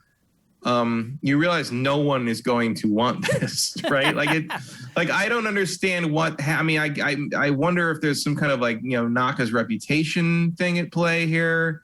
If it's like a respect thing, like that you can't say that someone who created Sonic the Hedgehog is completely off his rocker. This thing, I don't know. Like I don't know why this game exists. I don't know why they named the company after it. Matt, what do you think the Metacritic's going to be for this game when it's all said and done? For this, for 30. Balan. 3? That's what I think. I think it's going to be in the 30s. Yeah. That's how bad it is. Did you see that it's getting reverse review bombed? No, people are giving it high people are review bombing it with 10s. As like an ironic trolling, or are they really thing. Are they angry that people think it's bad? No, I think it's a joke. Oh, okay.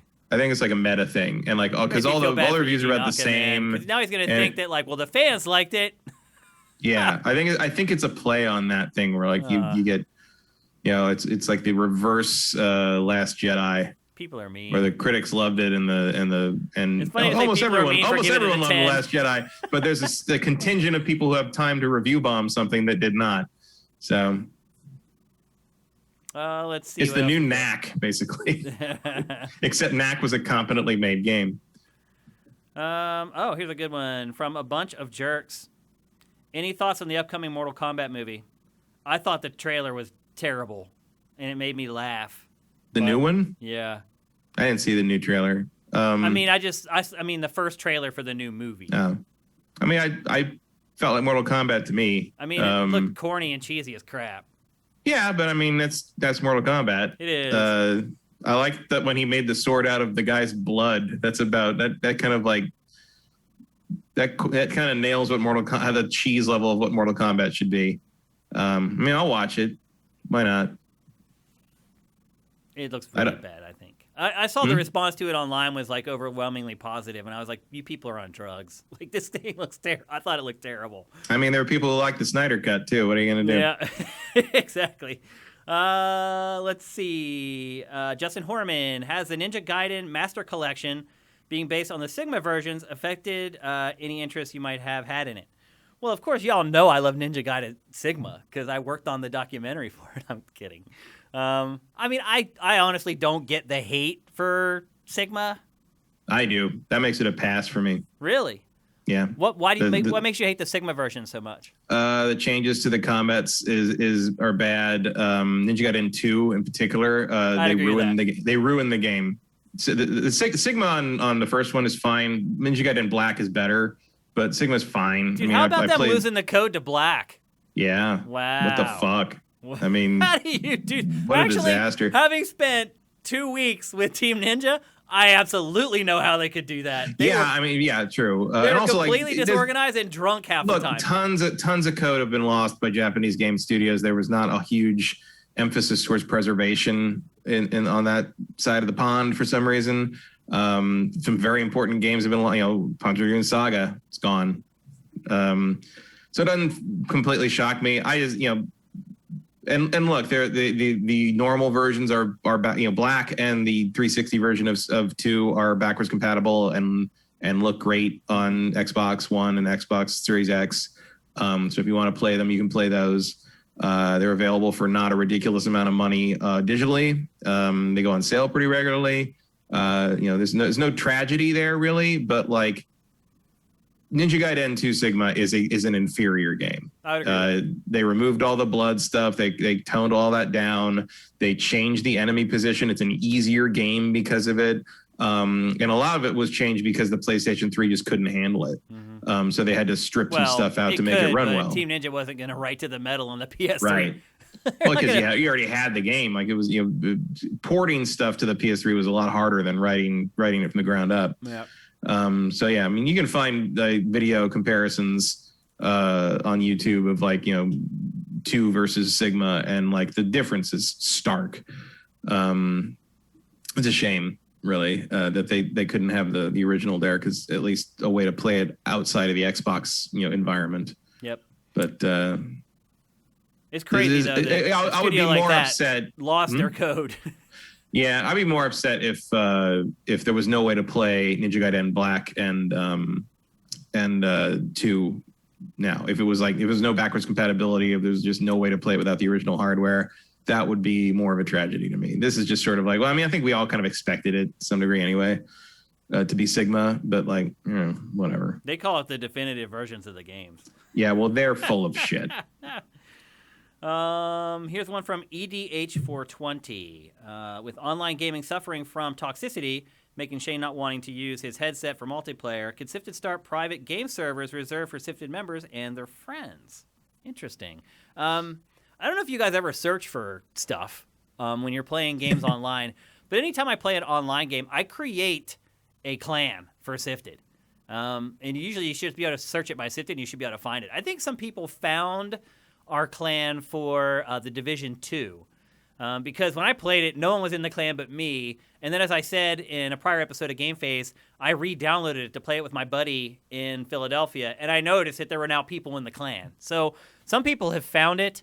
I always create a clan tag for Sifted as well. And if they only allow 4 letters, it's usually SFTD. Modern Warfare, the clan tag for Sifted is SFTD. So always be willing to join that stuff. As far as creating Sifted servers, I would be open to that. But I think generally the big problem is getting people to show up to play together. Like Monster Hunter World or Rise, you don't set up a server and it stays there. It's like an instance server. So you set it up while you're playing, and then when you're done, it's gone. It's not like they're permanently. So I would be open to that if I played MMOs, which I don't. Or if I played, if I kept playing Valheim, I would definitely be willing to set up a Sifted server for that. But I've actually moved off of that now. But there is a Sifted server for Valheim. I created one. I think it may be called Sifted Land or something like that. And I created one for Animal Crossing on Switch. So I do it from time to time, and I also always leave it open so you guys don't need a password to get in. So I do that stuff. I do look out for you guys, but then I wonder if any of you guys ever discover it or ever find any of it. So I guess that's the best way I can answer it. Thanks for asking, though. Minority Games, should I wait for the PC release of Monster Hunter Rise? I would say this. Playing it with a keyboard would probably be a lot better than having to hold a button and then scroll with other buttons. So I think the PC version will probably be the superior version. But then at the same time, I don't know if I want to control it with mouse and keyboard, the actual combat of it.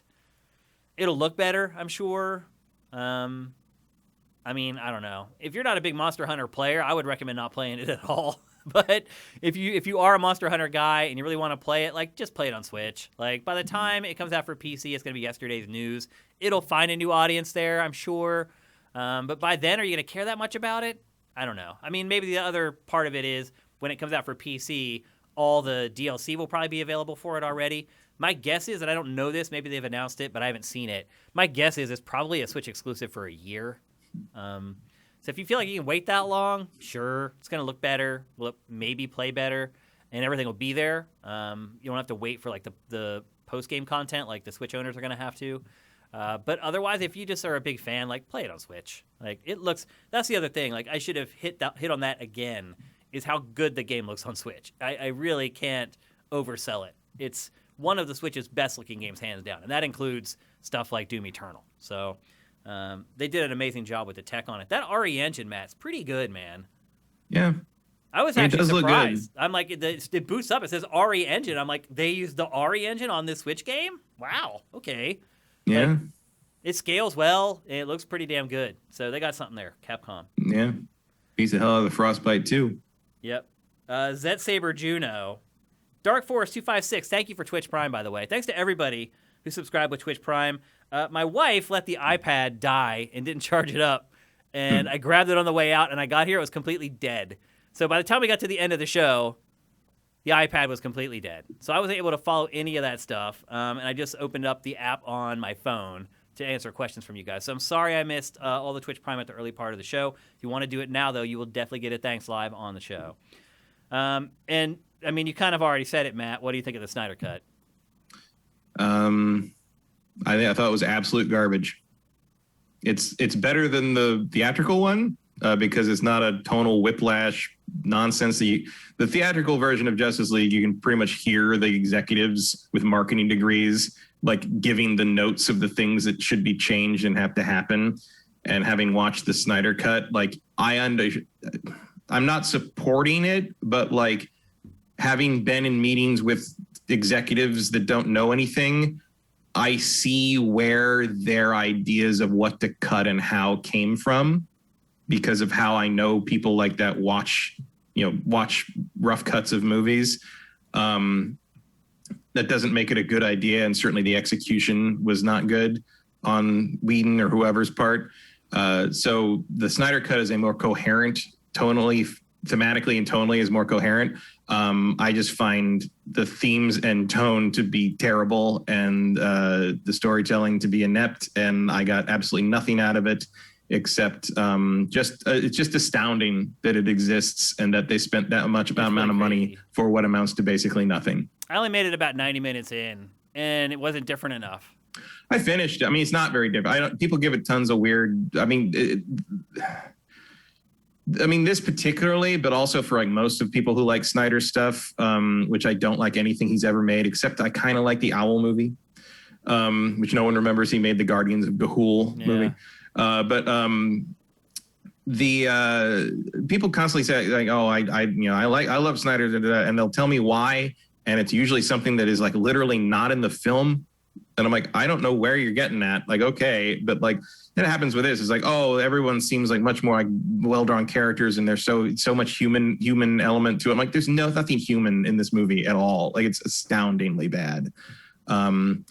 It's I just remember it's very too much weird. Of it. Like of course, it hasn't been long enough. Like the first act is almost 2 hours long. He has no sense of how to tell a story, no sense of pacing. And I'll tell you this much.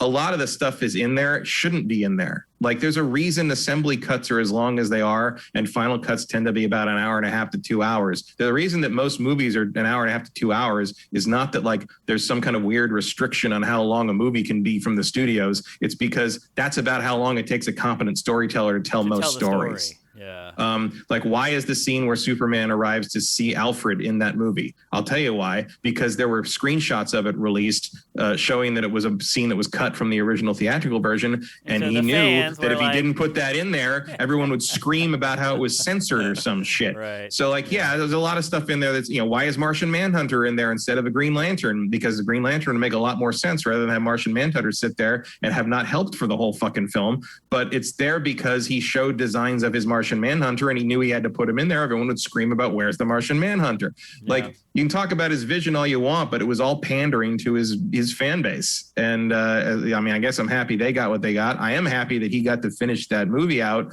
because obviously the original version of the movie was part of a horrible tragedy in his family, and he had to pull away from it. And look, I hate everything he's ever made, but what the studio then did to his movie was a hack butcher job. Like, there's no question about that. The theatrical version of Justice League is terrible.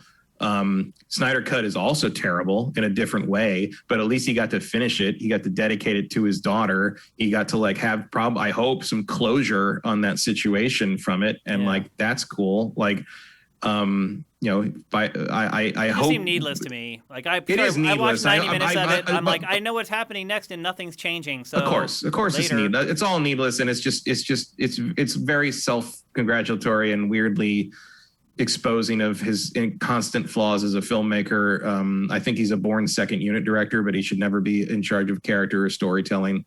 But I hope he got some kind of closure out of it and was able to close that part of his life, satisfactorily or in some way that gave him some peace. Yeah. He doesn't seem like a bad dude. Yeah, I just don't like his work. Yeah. And I hope, we'll see. I'm curious to see what the new zombie movie he's doing for Netflix, Army of the Dead. That's April. Next month. Hopefully that'll be less than 2 hours long. It'll probably be less than 2 hours long. I'm also curious because it is being written by the guy who's writing the next Transformers movie. Oh. It was original concept, original screenplay by Zach. And then this guy kind of came in and did a final pass on it, I think. So it's not all his. Mm-hmm. He was just sort of the cleanup hitter. But I'm just interested to see how this guy does that, because he is working on a movie that then I'm going to have some investment in. I don't know. The DC stuff is a mess.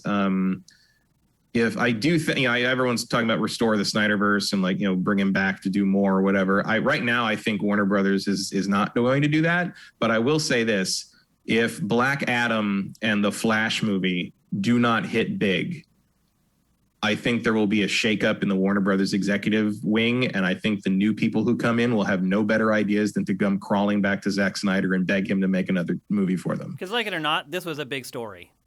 It was a big story. I don't think it was a big success. All the data seems to indicate that it was not particularly widely viewed. And I think one of the most damning things was people go around saying 1.8 million viewers from this one source that was out there. But that source specifically said 1.8 million viewers watched at least 5 minutes of it over the course of the first weekend, which is leaving yourself a whole lot of wiggle room for a 4-hour film. I didn't finish it, so I'm one of those. I did finish it. I mean, counted that probably shouldn't have counted. I took an intermission where the intermission happens in the theatrical version. If you watch that movie in theaters, because there are places that are playing it in IMAX theaters. If you can find one, there's an intermission between chapters 4 and 5, or part 4 and part 5, which is where I took a 30-minute break for the full experience. I've taken a 2-week break, so. But yeah, I'm not going to tell you to finish it. It's terrible, but but I did go through the whole thing. There is stuff that I liked in the end, the big final fight. I thought. The fighting with Steppenwolf was better there. It felt like the characters were all fighting together as a team, which was clearly the point of the movie. Because as far as I can tell, the only thing the movie really has to say is powerful people don't owe anyone anything, and we should all stoop in reverence when they decide to help us for anything. Which is not shocking from someone who wants to do an adaptation of The Fountainhead. Let's be honest. Yeah. And then. If you run into a problem that's too big for you to solve, you get a bunch of other people together and hope that you punch hard enough to get rid of it. And if that doesn't work, resurrect God. But when Superman shows up, it's a much more satisfying arrival. than in the theatrical. The fight he has with Steppenwolf feels much more like a Superman fight because he's, flying and punching and doing his, Zach understands how action works, even if he doesn't understand how story works. So that all was fun to see. It's also sort of funny because it's like, it really does highlight how powerful Superman, and it feels satisfying in that regard. But it also sort of unintentionally points out, you don't really need anyone else if you got Superman. No, you never should. That's the old absurdity of Superman. Flash plays a key role there, but if they'd had Superman from the beginning, he wouldn't have needed to do that. That's why I think Superman in some ways is like the worst superhero ever, because realistically, there are several really great Superman stories, but the problem is that Superman stories at their best are aspirational stories, right. And there's nothing aspirational about Zack Snyder's take on superheroes. It's just sort of abysmally depressing, and like there's that weird theme of like anything good you do is going to have a bad consequence for someone, possibly yourself, which somehow is the moral lesson imparted to Clark Kent from the Kents in this continuity, which is madness to me. Like okay, sure. You got Wonder Woman splattering guys' brains out on the wall of the bank and then turn into a kid and saying she can be anything she wants. And I'm just like, unless that guy, because he's dead in front of a bunch of children. Matt, I think your take on this movie is about as rambling as the movie at this point. Yeah, well, I don't know. I think it's still a little more coherent than the first act. No, it's way more coherent, but almost. It's funny that like when my friends who watched it, we watched it a big Zoom watch with it, and like we were trying to talk about it afterwards. We had a lot of trouble talking about the first act because no one could remember what order anything happened in. Yeah. Because it's almost edited like that. And Batman, his first acts are always weird. And like I don't think he cares about setting stuff up. He just wants to get to the good shit. Mm-hmm. Batman versus Superman was like that too. It was like somebody wrote all the scenes on magnets and just threw them at a refrigerator. And that was just the order they got edited in. It's like how I write poems, Matt, with those little magnets with words. Magnetic poetry. There you go. I could probably go on for as long as the movie did for like all the weird things. You can't say there's nothing to talk about, I guess. But it's not good. That's the problem. No, it's not. But all in all, like my only reaction is like, can we be done now with that? Can we move on and try to make some decent DC movies that other than seems easier said than done, Matt. Other than Birds of Prey and the first Wonder Woman, which I don't even think that was all that solid once you get to Act 3. I don't understand why. I mean, I do understand because Marvel Studios is run by a bunch of people that are basically creatively autonomous, and the DC movies are made by Warner Brothers suits, calling the shots over people who are not really. Zach was empowered to do what he wanted to do, but what he wanted to do was mostly wrong for the material. And I think audiences prove that because the first live action team up or appearance together of Batman and Superman didn't even make as much as the Black Panther movie, which if you told me that, I mean, and then the Aquaman movie, once you get Zach out of the picture, the Aquaman movie made $1 billion, which somewhere must still give aneurysms to some marketing people over there, because a decade earlier, the idea of making an Aquaman movie was a running gag on Entourage for like 3 seasons. Well, that's all because of the star. All the women went to see him and blah, blah, blah. You don't get there just for that. It was also the Aquaman's look, my mom is like obsessed with him. Like lots of women but it's not just you don't get $1 billion because somebody has nice abs. If you did, then the Zack Snyder movies would do better. I'll guarantee a lot more women went to see that than the Zack Snyder. Oh, it's partly, but like part of it is also that it's a bad. I mean, Aquaman's a bad movie, but like my eyes were never bored. Like whether from watching hot people in little clothing or like an octopus playing the drums or a guy riding a shark with a lance or like Julie Andrews voicing a kaiju at the bottom of the sea. Like I wasn't bored. Like I gotta give him that. All right, we got to cut it off, Matt. We're way over time. You got to be careful when you ask Matt movie questions because it's the movie question. You're going to get a lot. That's kind of the rule. All right, that's it for GameFace 249 on Sifted Games at sifted.net. Thanks to everybody who watched live. There's still a ton of you guys watching the stream after 3+ hours. Thanks to everybody who's watching on YouTube. If you could like the show, share the show, hit the bell. I don't think I've ever said that before until today.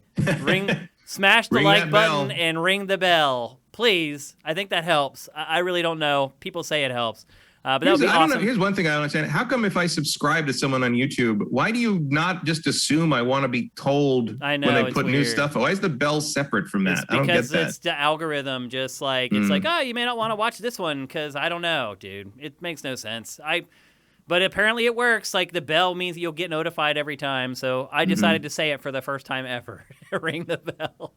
If you're listening to the show out on any podcast service, literally we're on every podcast service, and people on YouTube, if you don't have time to like watch the show and you want to get it, like I think it actually goes up a day earlier on the podcast feeds than it does on YouTube.